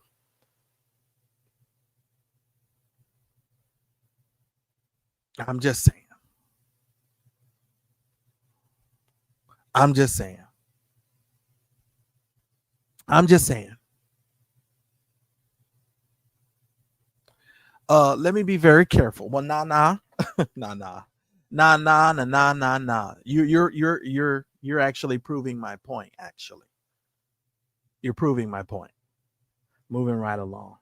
All right, ladies and gentlemen, I'm gonna take one more break and we're gonna end our show on Tyrone Blackburn's black ass. So forgive me, I can't. Every time I talk about Tyrone Blackburn, I just can't. I can't. Him and Larry just. I don't know what it is. I don't know what it is. Every time I talk about these two people, it just drives me crazy. But before I go on our last break of the night, let me see what y'all are saying. Y'all are crazy up, and that's why I said I ain't paying you this stuff no attention up in here. Christine said she better off being a Sunday school teacher. Christine, stop. Christine. See, that's why I don't fool with y'all. That's why I don't look in this chat. Not the Easter speech. Happy Easter Day, y'all. Y'all remember the Easter speech? Welcome. We welcome you once. We welcome you twice. We welcome you in the name of Jesus Christ. Happy Easter. I ain't fooling with you, Christine. Let me move on. Anyway, y'all get yourselves prepared. Get settled in. I'm just read. I'm not going to read through the whole document. I promise you. I'm just not going to do that. Y'all get ready for that. And yeah, we're going to go through it, and we'll go through the document. Mad Church Disease, a channel that's all about current events, news, and Christian drama. A channel that's dedicated to our forgotten brothers and sisters throughout the ages. Our brothers and sisters who courageously stepped outside the safe bounds of institutional Christianity to tell the truth. A channel whose goal is to help the average person understand that Jesus plus nothing is everything. So like, comment, subscribe, and smash the notifications button to be a part of this channel. Once again, ladies and gentlemen, if you would be so kind as to please hit the like button, I would really appreciate it. You know, it's free. It's one of the ways that you can show the algorithm that you're supporting the broadcast and you want to continue to see me be able to make these types of yeah, Lynn, get ready. You ain't gonna like what I'm about to tell you. But y'all, please hit the like button. I really would appreciate it. If you are supporting the Mad Church Disease channel on tonight, would you please do so expeditiously as we are coming to the wrapping of our program? I would like for those of you that are going to support the channel, please do so that I can shout you out. Y'all know I love to shout you guys out for supporting the platform. So if you could, before I get ready to get off of here tonight, I would most certainly like to be able to call your name and put your name into the hat here and tell everybody about your support of the Mad Church Disease channel. And for those of you that are doing that, and those of you that want me to say your name or not say your name, just put a note in there so I'll know not to call your name. But go ahead and support the channel at this particular time, guys. I would really appreciate it. Shout out to all of you that are supporting. Rosalind, I appreciate your support of the Mad Church Disease channel. Thank you so very much. And those of you that are continuing to support me, I appreciate the channel as well. I appreciate you for supporting as well. Now the hard work begins. Oh, Jesus. Oh, Jesus. Oh, God. How do I want to start with this drama? All right, let me get myself together, y'all. Oh, Lord Jesus. Ladies and gentlemen, let me bring up the document. Oh, Lord, y'all, please don't hate me. Which one is this? Share screen. Which one is this? Okay. Why is it there? I don't need it there. Let's go over here. There we go. All right, y'all, let's blow this up. Y'all can see it. This is now document 71. We got 1 page of 6. Is this the final thing? Okay, hold on. Wait a minute. Yeah. What was the other one? Was that 72? Yes. Well, they got these documents out of order, but anyway, I'm gonna go ahead with this order that they got them in. Hold on to your hats, ladies and gentlemen. I'm just gonna bottom line this for you because I'm not gonna read all of this document. The judge has made a decision as it relates to the sanctions in the case for Tyrone Blackburn. Ladies and gentlemen, Tyrone Blackburn. I'm going to read the last paragraph. The court must next determine the nature of the sanctions to be imposed. The guiding purpose in fixing Rule 11 sanctions is fashioning a sanction adequate to deter undesirable future conduct. And it lists the case. As a general matter, monetary sanctions are not encouraged under Rule 11, but they are not forbidden. The main purpose of Rule 11 is to deter, not to compensate. Indeed, district courts should consider a wide range of alternative possible sanctions for violation of the rule. When a court considers the payment of attorney's fees as an element of Rule 11 sanctions, the focus should be on deterrence rather than compensation. In other words, we can't be thinking about the lawyers being paid. We got to be thinking about the fact that just paying the sanctions, sending sanctions. Bottom line, where a district court decides to award monetary sanctions, such as attorney's fees, the total amount of such sanctions, as well as the initial decision whether to impose such sanctions, should be guided by equitable considerations. District court should consider the parties' financial resources. So now you got to consider the resources of this living room law firm, AI using, lying, ambulance chasing Tyrone Blackburn. That's what they're saying. Y'all see where this is going?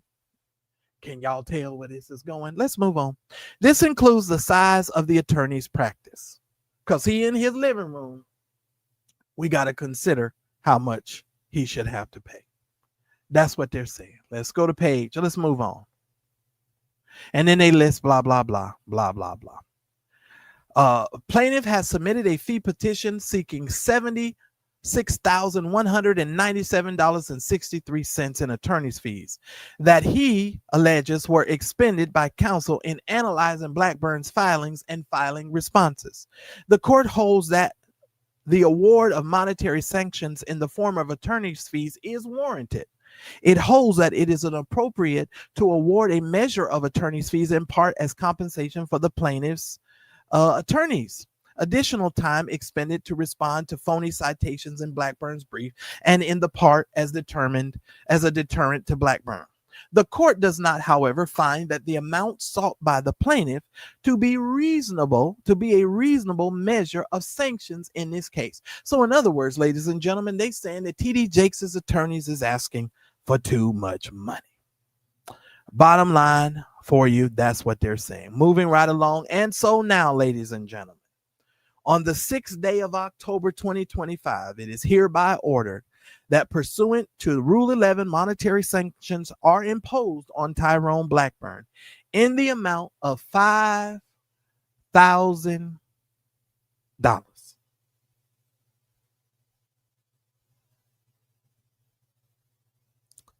Did you hear what I said? He and his co-conspirators, in my opinion, have created all this bullshit for over a year.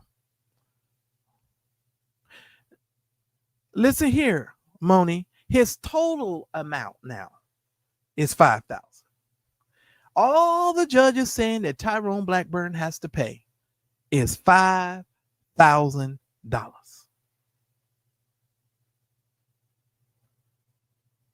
$5,000. And I don't think it's a deterrent either. Now, ladies and gentlemen, let me move on to the other document. Let's move on to this document.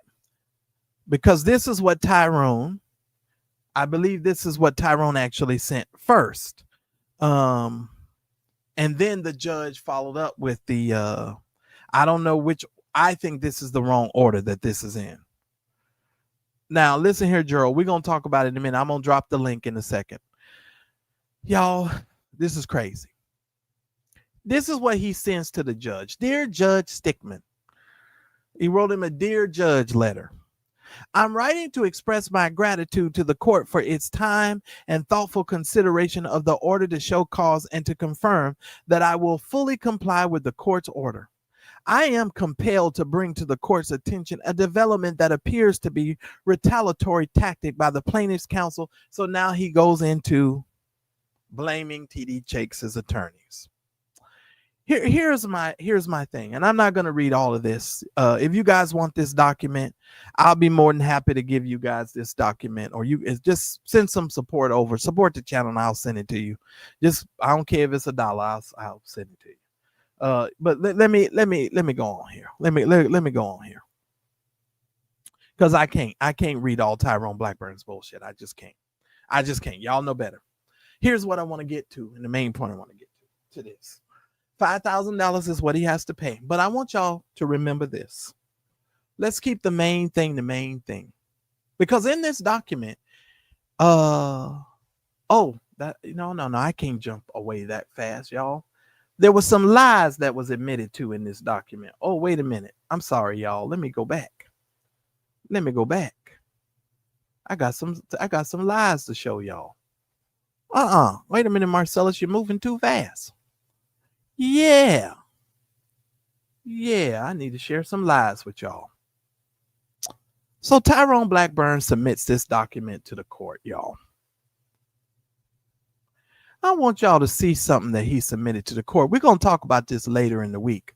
But he sends a copy of an email here. Interaction with TD Jakes is at the top here. To Tyrone Blackburn, hello. The letter is great, but 2 errors. We visited Bishop Wade Jones. We were not members. Okay. This is Dwayne Youngblood sending Tyrone Blackburn an email. I want y'all to pay attention to this foolishness. This is Dwayne Youngblood. Now y'all talking about he ain't talking. He's been talking, but behind the scenes with these little raggedy emails. He said, when we visited Bishop Wade Jones' church, we were not members. The day he told me he would have slept with anyone was not my last interaction. I was in organization with him. Not I was in an organization with him. I was in organization with him. But we were never the same. The rest is clear. Also, my book is finished totally, all about this and other two leaders connected to my story. Thanks for your work on my behalf, on Dwayne Youngblood. This email was supposedly sent Friday, November the 15th of 2024. So he was still getting the facts straight way off in November. Y'all refresh my memory. Didn't TD Jakes file this case? Did he sue them in November? Isn't that the case? He sued them in November, right? That's why we're gonna go back and we're gonna go through this with a fine-tooth comb again. Because something in the milk ain't clean. From Tyrone Blackburn to Dwayne Youngblood. See attached. Let me know your thoughts and I'll send it off today. Okay? That's what he says. Appearance letter, preservation notice, and offer of settlement. Now, ladies and gentlemen, this is what he's saying he sent to TD Jakes. Bishop Jakes, my firm, and it says clearly for settlement purposes only. And this was the letter that he says he sent off. And then he wanted to get Dwayne Youngblood's thoughts.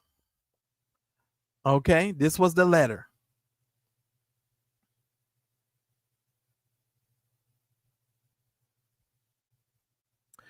Now this is now in July, but you sent this letter, sir, and see, this is the game they're playing. This is the game they're playing.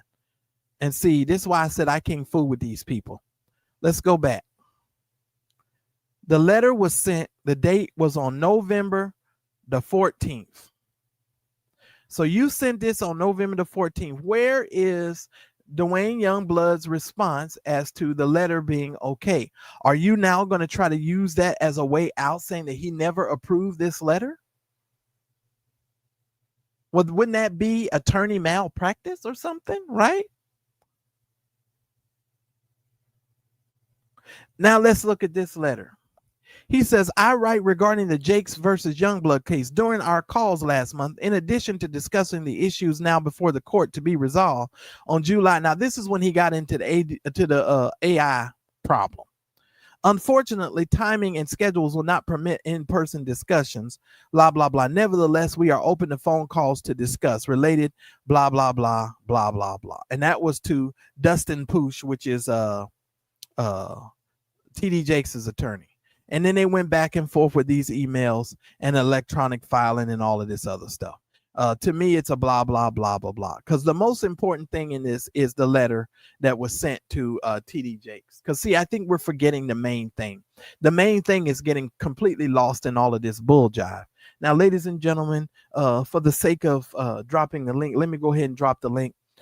Anyone that wants to come up, you are more than happy. You're more than welcome to come up and discuss any of the stories that we've covered tonight. If you have any thoughts, concerns, if you disagree with me, you are more than welcome to come up and disagree respectfully. You are more than happy to do that. I'm more than happy to have you to come up. So make your way expeditiously, because we done did an hour and 38 minutes. I think I did really good. I think I did good for an hour. Shout out to, let me just go ahead and shout out some more people. Judith, Miss T, thank y'all so much. I actually didn't see this here. I'm sorry. Because normally I respond to all you guys. Sorry about that. I'm responding now. While we're waiting on some folks. Gloria, thank you so very much for your support as well. You supported our channel as well, so I wanted to shout you out, Gloria, as well. So shout out to all of you guys for supporting the channel. Let me go ahead and pin this link also. I need to pin the link. Who am I missing? Who am I missing? Alice, thank you so much, Alice, for your support of the Mad Church Disease channel. All of you that are supporting, I appreciate it. Thank y'all so much. Let me, I needed to pin the link. That's what I was going to do. Lord, I'm all over the place tonight. Let me refresh this and let me pin this link. The link has been pinned, ladies and gentlemen. Make your way up as soon as you can. I also want to let you guys know I will be teaching a class this month, a YouTube class. I'm only going to be doing it one time this year. If you would like to partake of that class, I only have 10 tickets at a discount. And then we have two different ticket prices. We have the a basic ticket, and then we have an event ticket. The event ticket will get you access to me for one whole year. It'll get you all of our weekly classes that we have, as well as our other stuff that we do as well.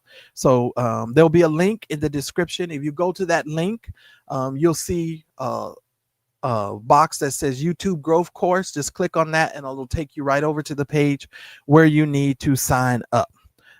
That is correct. The class is on the 24th. So you guys will need to do it. Now, understand something. I only have 10 tickets available at that price. I will never, ever, ever, ever put this at that price ever again. So if you're serious and you want to do it, you need to go ahead and get yourself done. All right. All right, Gerald, I'm going to bring you up here. I think I see you. Let me see. I don't know why it's not showing, Gerald. Hold on one second. There we go. All right, guys. So let's get into this conversation tonight. Let's start with Robert Morris, because you had some thoughts about Morris getting his retirement. So let's talk about Robert Morris. So what say you? Because I know you say you didn't think he should get his retirement. So why don't you think he should get his retirement? So because I know you're against, I'm for. So let's have a conversation. Well, personally, I feel like this. Yes, he may have taught and he may have given spiritual advice to people while he was a pastor. However, the side that I disagree with is the simple fact you also, while you was a pastor, became an assayer. And I also believe that where there's fire, there's smoke. I don't believe that she's the actual only one. So Okay. I believe more. And let's do this like this. Most SAers don't just have one person that they have SA'd. Okay. So then he's also in leadership. So he's not the only one. I don't care what he said, and maybe none of them may come up. But I don't believe this is just one office. So I believe that since you took your business and did what you did behind a business aspect, then you should be taking your business money and giving it to the ones that you hurt. Because her physically, yes, but you didn't just hurt her. And I believe that and now we won't do what I didn't say on that. I believe that all those leaders that did know should be excommunicated also. Well, yeah, I agree with that. Now, I don't. Now, I don't disagree with that. But here's where you and I are going to have a little contention. Let's talk about it. If he was truly an essayer, in most cases, you're going to have somebody else who's going to come forward. In all of these 40 years, that this stuff over 4 decades, Gerald, nobody else that I know of or that we've seen in the major media has come forward. Now, I'm not saying he hasn't done it. What I'm saying to you is it hasn't come out or come forward. And normally when these types of things happen, it is a slew of folks that come forward. I mean, people show up with perms from 1970 saying, he did it to me. You know what I'm saying? Folks come from everywhere, Gerald. Think about Bill Cosby. Bill Cosby had so many people. I think at one particular point, it was like 49, 50 women. It was crazy. So in this situation, he had no one else but Cindy Clemenshire so far that we know of. So here's my thing with that. As a man, Gerald, I've never harassed a woman to the point, well, some women might have called it harassment when we were growing up in school. Because, let me just put it this way. Back in the day, you could get away with a lot of stuff that you can't get away with now, if you understand what I'm saying. Mm-hmm. You understand? Not saying that those things were right back then, but there was a lot of things that some people would have deemed as harassment way back in the day that were being done. If we're locking up men for all of the things that they had done, and I'm not equating this, now let me be careful. I'm not equating this to I got Robert Morris. Let me be clear. I have a rebuttal to it, but I'm gonna let you finish. Okay. I'm not equating this to Robert Morris, so don't y'all go out there and tell me, well, Marcella said. That is not what I'm saying. Men have done some things in our past, not on the level of Robert Morris and not with children, that would be looked upon as being harassment or doing some things that we should not have done. Because there's some women that men have later married who were harassed by that husband until she gave in. I'm just saying there's situations that have happened. And the reason why I'm bringing this up, because I've been talking to preachers for the last 4-5 days, and we've been having this conversation because a lot of men, we have done things that can be looked upon as harassment when we were younger. But when you were a child, you did things as a child. You behaved as a child. But when you became a man, you put away childish behavior. You understand what I'm saying? I'm not making excuses. I see where you're going. Okay. I'm gonna let you finish. Okay. Well, you go ahead, because I know you're gonna be ready with a comeback. But I don't believe that everything that a person's done in their past, and I'm not talking about Robert Morris when I say this, that things should become so punitive, because as believers, we're supposed to believe that when we come to Christ and that we accept Christ as Savior, that the blood washes us clean, especially if we exhibit a life and a lifestyle, or, what the Christian church says deems a lifestyle to be become a follower of Jesus Christ. We do not have many instances or other situations that we can point to specifically and say that he did this, that, or the other.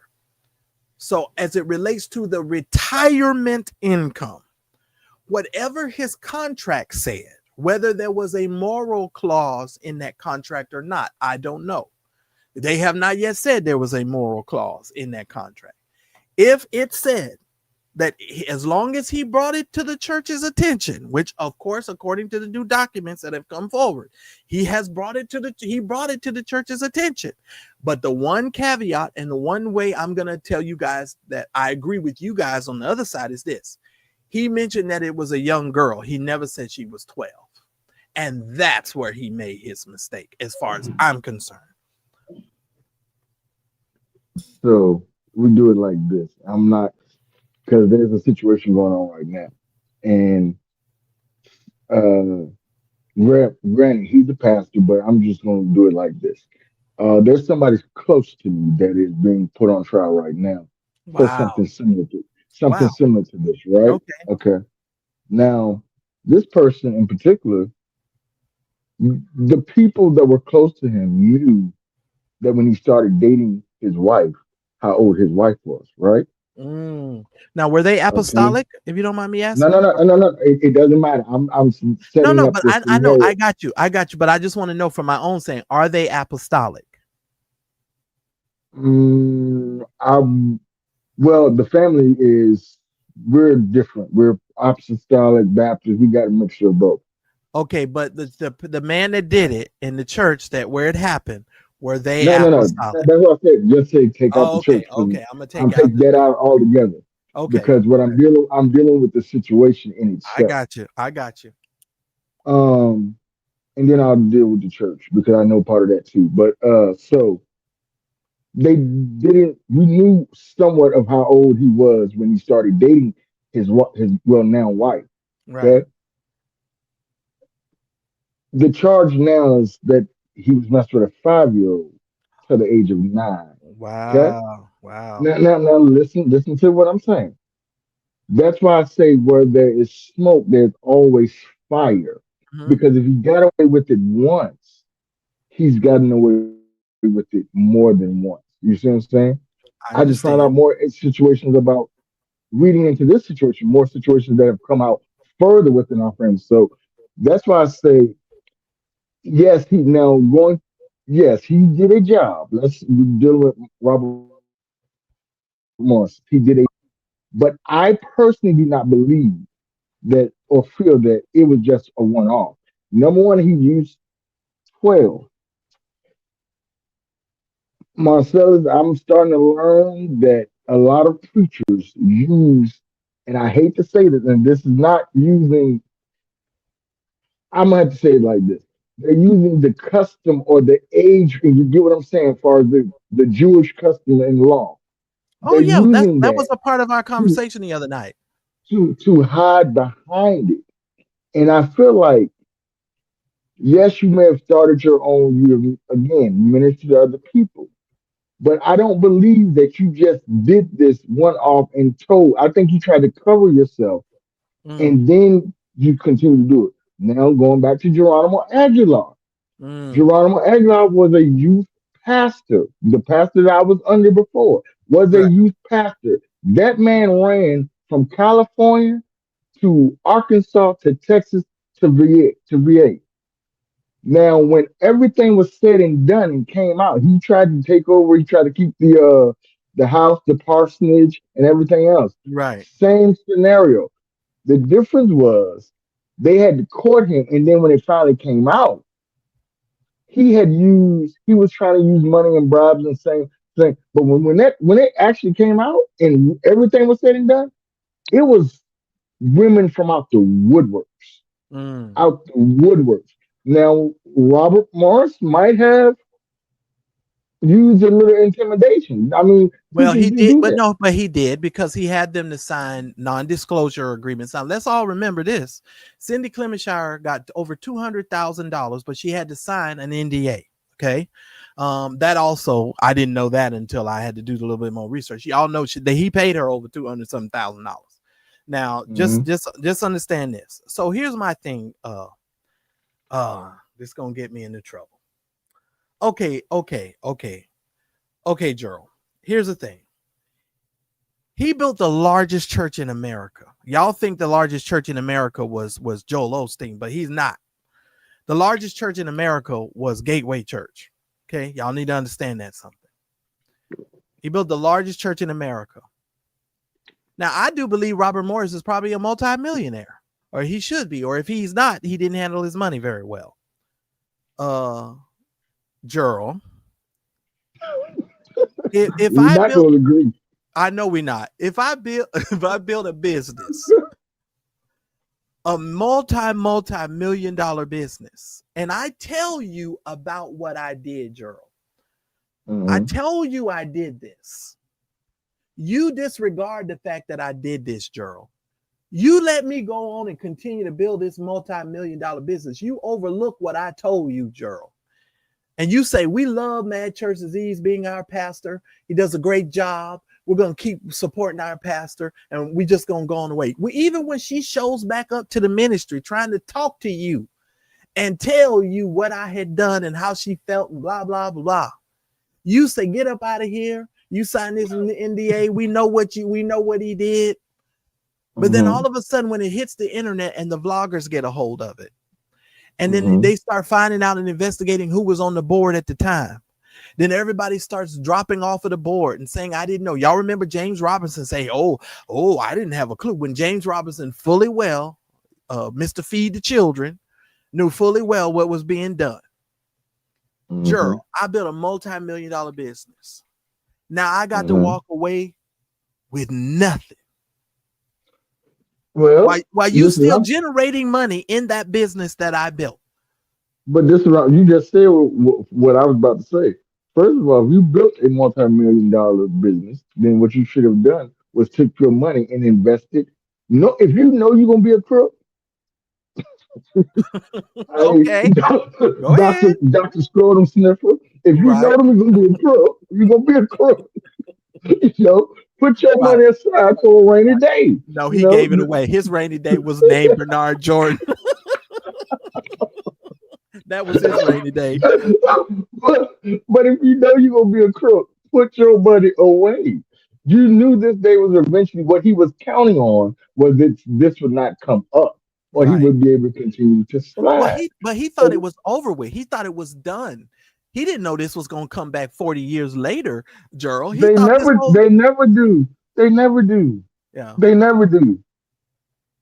But Well, again, you should have thought about this while you were building that multi-million-dollar business.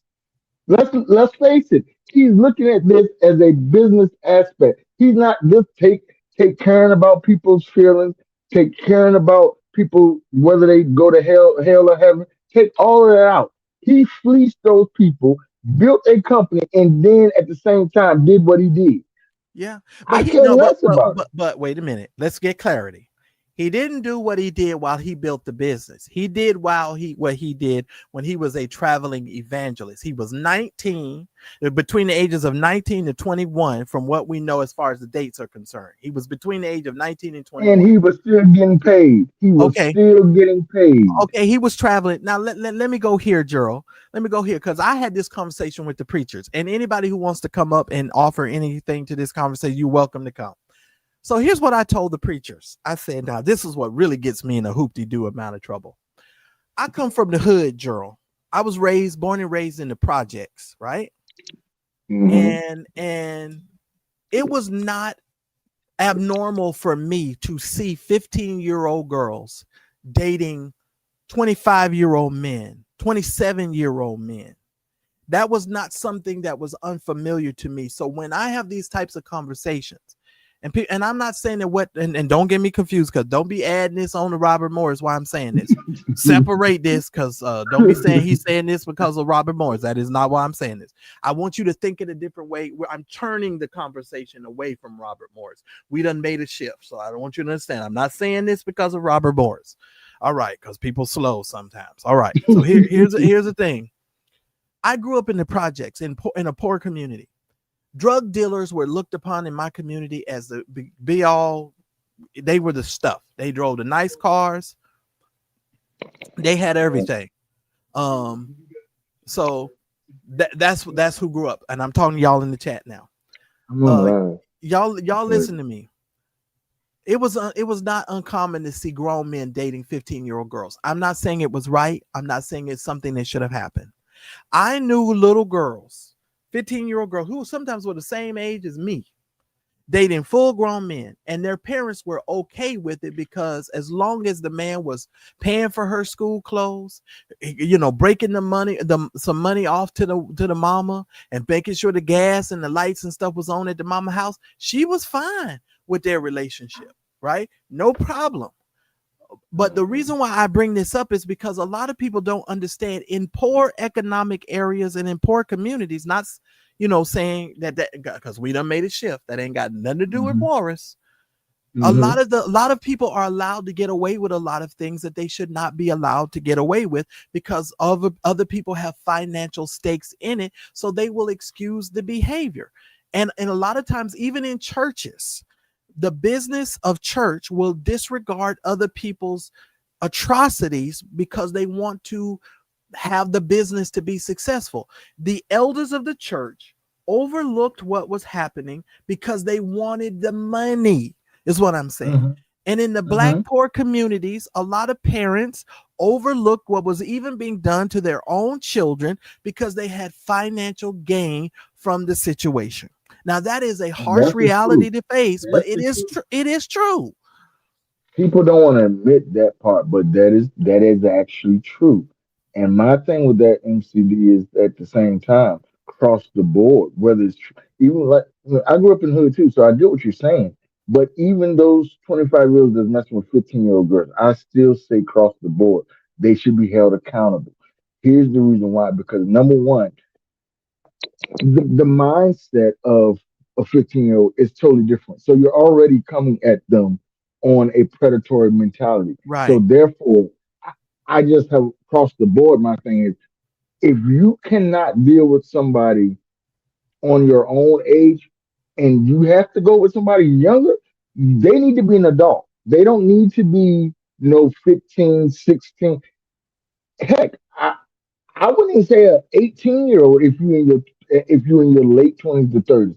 The Right. reason why is because you're on different dynamics, economy, all of that is totally different. It should be different. Hold on. Let me say this. When you're 19 years old or 21 years old, Sharon, you should have a different mentality. But I am finding at this age that there are some people who are at 21 and even in their 30s who still have the mentality of a child. Hmm. Now, let me tell you something. Let me tell you something. I got some family members. I ain't gonna say their name. How do I say this and say this nicely? They can't find their way out of a paper bag if I wrote the directions on the inside. They're older. Some of these people is 30, going into their 40s. They just as dumb and immature. Some of them is sleeping around and making babies. Don't care nothing about the children. Some of them ain't even seen the kids. I'm just saying, I'm being honest. I'm just keeping it straight 100. So just because a person they're 19 or 20 or even 30 does not necessarily mean and this is going to sound crazy to even say, but at this age, at the maturity level that I'm at now, I have to say the things that other people won't say. Just because you're in your 30s or your 40s does not mean you have the brain power to make good decisions. Mm-mm. Just because you're 21, let me tell y'all something. The reason why R. Kelly is sitting in jail right now at the age that he's at is because he was raised in the hood, but he still had a child's mentality. R. Kelly was a Grammy award-winning artist who was still going around to the hood picking up little girls. You don't do that if you're a mature thinking person. You don't do that if you've got a well-developed brain. Ladies and gentlemen, you understand what I'm saying? You don't do that. And let me tell you what happened between me and one of my friends one time. He and I was talking to this other dude who thought he was our friend at the time. He actually thought it was okay for him to bring up in a conversation that he was sleeping with a young girl. And me and my other friend, we had to stop him and we say, "Can you repeat what you said?" We was like, wait, roll back what you said. How old is this person? And you did what? And we was like, oh, and I looked at my other friend, he looked at me. And then when my other friend left, we said, oh, well, this is the last time we're going to see him. I said, yeah, this is it. Because you're a whole pedophile in my brain. You understand what I'm saying? Mm-hmm. And we're sitting there arguing with a grown man. Dude, that's not cool. You're making a decision that the way you're doing is wrong. But he's a grown man still playing this game. And somebody just said this in here. Really, another good point. How is an NFL player with all the money? And I figured this out about Shannon Sharp a long time ago. He laughing. Okay, Ocho. One day,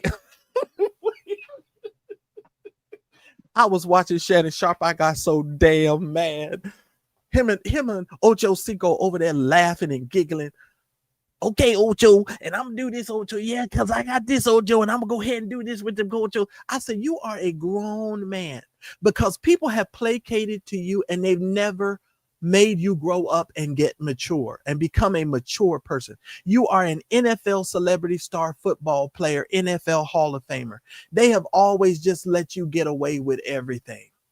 And so these people's mentalities are not mature, you all. Most of us in this chat and Joel, we all are the thinkers. And I keep trying to tell you all, just because a person is famous and they have money, that don't mean they're smart.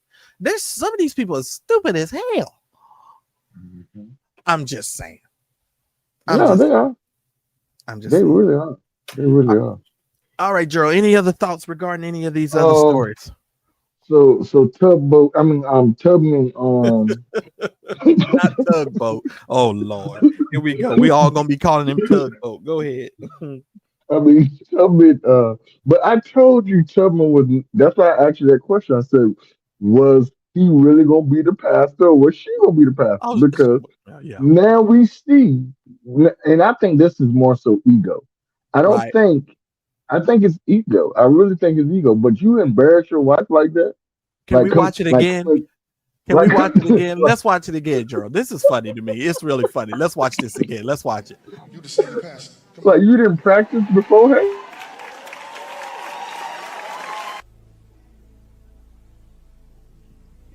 If God can do this today, he can do it in your life. Praise God!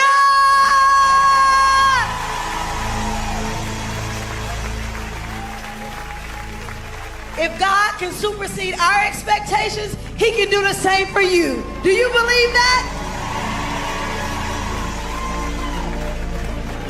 Expect God to do above and abundantly whatever you can ask or think, according to the power that worketh within you.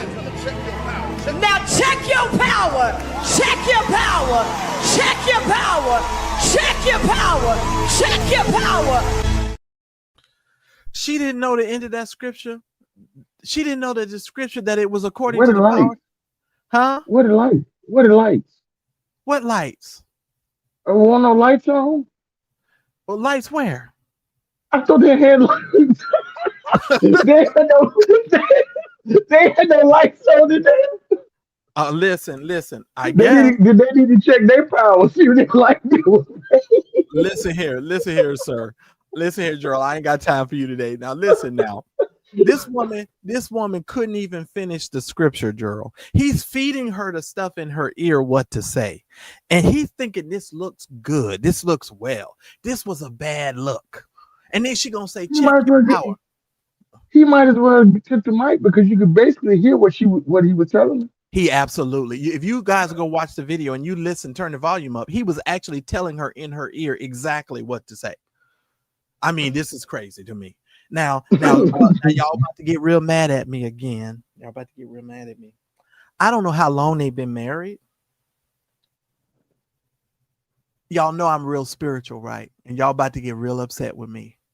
I don't think they're gonna be married too much longer. If he isn't cheating now, that's because he's finished his cheating relationship. But he's most certainly been cheating, or he's on his way into something. I said it. Marcellus, you know how I know you own something.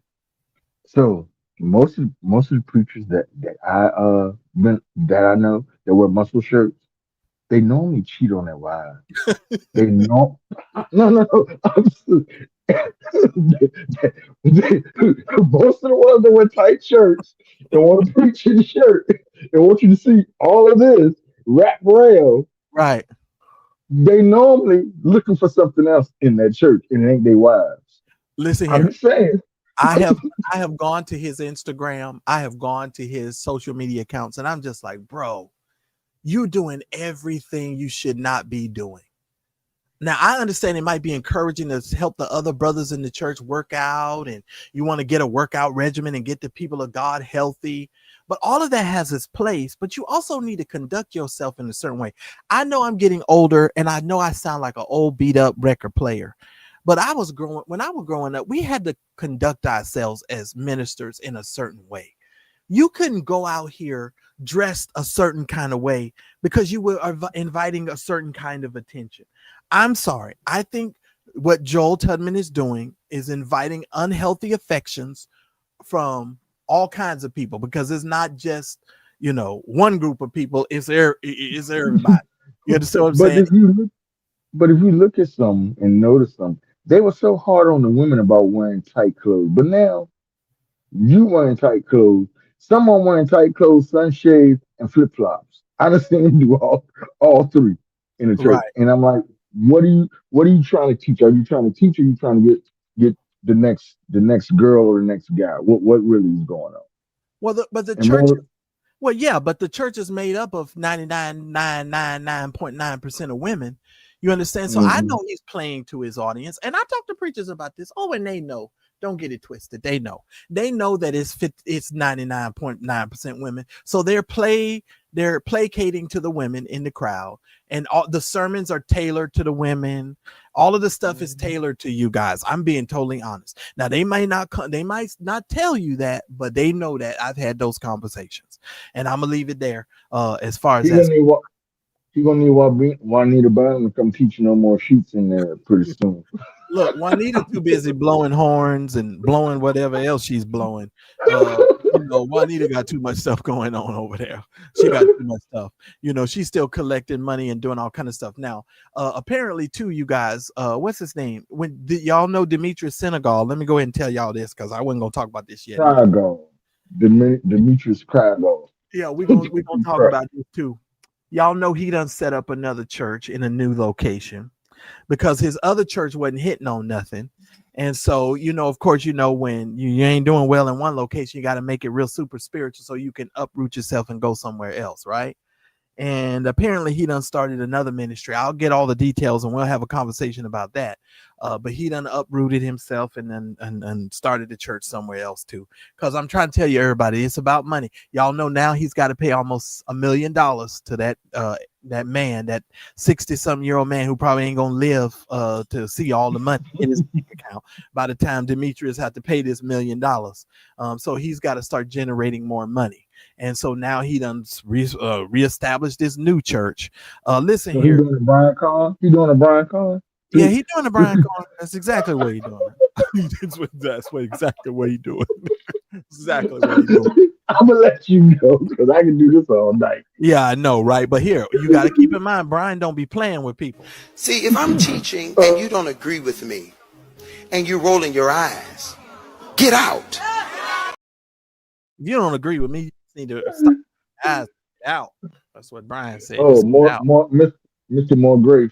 More grace. Yeah. More grace. Yeah, he's giving everybody grace except the people that's rolling their eyes. He said, get up and get out. That's all I'm saying. That's so funny. Senegal should have took and whipped his behind. That's what Senegal he should have beat him. But I don't think. But Senegal actually has a health condition. He has a support animal that goes everywhere with him. I don't know if you all are aware of that. No, I'm for real. I ain't even making that up. He does. He has a support animal that goes everywhere with him. Boy, Gerald, I'm trying to be serious. He's not going to get into a fight. What is it? His glasses? I don't know what it is. He might. I don't know what it is. I don't know what his health condition is. God bless him. But I'm talking about his support animal. It's his glasses. That's not animal. I don't know. No, he has a physical animal. He got a whole animal traveling with him. Or is he the animal? I don't know. Maybe the animal. I don't know. It may be one or the other. All I can tell you, Gerald, is he got a support animal that travels with him. And it is what it is. But y'all need to understand that. If y'all didn't know that, I'm giving you the information so y'all know. But he has to pay that man almost $1 million. So it is what it is. Go ahead. I got a question. I got another question. So does the support animal be with him while he's preaching in the church? No, he be laying down somewhere next to the chair. What are you talking about? He really does, y'all. I'm not kidding. I'm not doing it with you, Marcellus. He really does. I am not making it up. Okay, you guys go to Demetrius Senegal's Instagram and y'all go through his videos and you will see that dog goes with him everywhere. He be getting in the elevators. He be going everything. He be having a little support dog with him. I don't know what his condition is. I'm just letting you guys know. How you gonna preach though? What the dog gonna preach your sermon for? No, I just want to know. Well, yeah, the dog sermon will be who let the dogs out. I'm sure. That'd be the title of today's message, is who let the dogs out. I'm just saying. But yeah. I catch you later, myself. All right. That's hilarious. Now Gerald done cracked himself up. I'm just trying to tell y'all that's the real truth. It really is the truth. Now, if you're here and you're just now getting here, please do me the favor of hitting the like button. Now, you guys that got here late, I'm gonna try to remember this question. Desiree said, "Brother Marcellus, please explain what type of so-called Christians are the Turning Point Kirk followers. I'm confused." Let me tell you something. Desiree, I'm a bottom line it for you.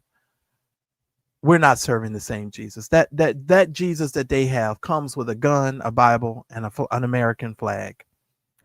I no longer support anything that white evangelicals in America are doing. I need for y'all to understand that. Period, point blank. I don't support white evangelicalism in no way, shape, form, or fashion. We're not serving the same Jesus. And I just had the same conversation with some preachers. I brought you guys the scripture. I showed you what the Bible says a Christian is supposed defined as, right? And they weren't even called Christians. They were called followers of the way, because there was no such thing as no daggum Christians. They were just followers of the way. We're all following, to the best of our ability, the way. And we're hoping that Jesus will lead us all the way. But the sad part about it is most of these preachers and pastors keep getting in the way, stifling growth, stifling gifts. They just in the way. I'm just saying. And that's the sad part about it. Now, ladies and gentlemen, some of you who came here late, I'm going to actually be teaching a class here in just a moment, doing a whole class, a YouTube class, so that you guys can come over and learn YouTube if you're interested. I only have 10 tickets available at the basic ticket price. So if you would like to learn YouTube, I don't even think I have 10 tickets left. But you definitely need to be paying attention to that. If you're Black and over there, they see us as looking for leadership strength. Oh, give me a break. Don't get me started talking about some looking for leadership. We are the leaders. Pay attention to this information, y'all. It'll give you all the information you need. They are full of it.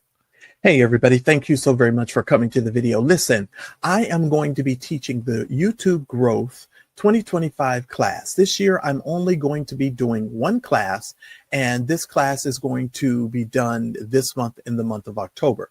Now, I normally teach this class twice a year, but this year I decided to only do it one time. And the reason for that is I have this stuff inside of my digital community already for all of the people who would like to learn YouTube and are looking to grow a digital business and to grow their businesses and their brands. And so this year I decided to put it at 2 different barriers of entry. Now, before I get into that, I wanted to kind of talk to you about who this class is for. If you are a new YouTuber, if you're somebody who's looking for systems, if you're looking for checklists and things that could help you, a step 1, a step 2, a step 3 sort of process to sort of help you grow your business. When I first started on YouTube, the thing that became the most difficult for me was the process of knowing what to do every single day I sat down to start to work. I wanted to know what kind of system could I have where I could treat it like an everyday job sort of thing and start to see the pendulum move forward. And I've sort of mastered that process, and I've helped countless other YouTubers sort of build their YouTube business and build their brands. And this process is a check 1, step 2, step 2 kind of thing, where if you sit down and you actually do the work, you're going to see results. And now, of course, results aren't typical for everybody. It's going to depend on your own work ethic. But of course, you've got to put in the work. And so with this particular class, what I wanted to do this year is sort of walk you through it. We're going to spend maybe like an hour or 2 together. And I'm going to go through my entire YouTube brain dump. And I'm going to give you every single thing from metadata to titles, tags, descriptions. I'm going to give you thumbnail. I'm even for the event ticket holder purchasers, I'm going to actually give you guys access to my digital community for 1 whole year, where you can actually reach out to me and you can actually come in and ask me questions on a daily basis regarding your YouTube channel. But it even gets better. Every Saturday going forward from here on out, all the way up until the end of 2026, we're doing something called the YouTube Roundtable Office Hours. That means every Saturday you can come in with a group of other YouTubers and you can actually see me break down their YouTube channels, and they ask me all sorts of questions. They get their questions answered, and we can even take a look at your YouTube channel, see what you're doing right, what you're doing wrong. And so all of that is included in our event ticket purchase price this year. So if you're somebody who just wants to grab the information and grab the lessons, we've got a basic ticket for only $127 this year. And then for those of you that are going to need extra help and you're going to want to ask me questions without actually having to book a consultation, you're going to be able to have access to me only for $197 for an entire year. So this is the time. If you are serious about YouTube and you want to see your YouTube channel grow, you're definitely going to want to go ahead and grab the event ticket price. Now, if you're already a YouTuber and you're seeing some growth, but you want to know how to exponentially grow your channel, and let me tell you something. In order to really take your channel to the next level, there is a process. There are certain things that you really need to do to see a steady flow of growth. It doesn't always require you, hooking up with other YouTubers in order to grow your channel or your brand. If you consistently put in the work and you do the things that are necessary for your channel, you're going to grow. Okay. So you've got your basic ticket and you also have your event ticket. Your event ticket, you get access to me. You get access to a whole slew of other things and videos and tutorials that I've got already inside my digital community that will teach you all the things that you need to know as it relates to YouTube. I'm excited about it because I think it's going to give a lot of YouTubers an unlimited amount of information, and it's going to take the overwhelm. If you sit down on your computer and you're just overwhelmed about where do I go to find topics or how do I find stuff to talk about, and oh my goodness, it's always something, you want to learn those things, I'm going to show you exactly where to go. I'm not going to hold anything back. But you're going to need to get your ticket for this class, and you're going to need to get it right away. Why? Because I'm only opening up the class at the basic ticket price for only $127 for the first 10 people. So the first 10 people that grab it, you're going to get it at a discount. But for the event holders, those people that are taking it serious and you want to grow your business, you want to grow your brand, and you want to build your influence, you're going to definitely want to get our event ticket, and you're going to definitely want to jump on that. Now, if you have any questions or concerns, please feel free to reach out to me. My support email is at the bottom of this page, and you can definitely reach out to me and I'll try to answer any questions that you have. I look forward to seeing you in the class. This class is going to be awesome this year because I know I already have some people that are really interested and that are really serious about growing their business and their brand. And so you guys are going to want to get your ticket and get it right away. I look forward to seeing you. I'm going to go over so much stuff with you guys. It's going to be amazing. I promise you. This is going to be like no other class that you have ever taken as it relates to YouTube. I have taken all the classes. I have spent a lot of money on these classes, but a lot of the stuff that I'm going to be sharing with you, no other person is going to be sharing. So you definitely want to get your ticket and get your ticket right away.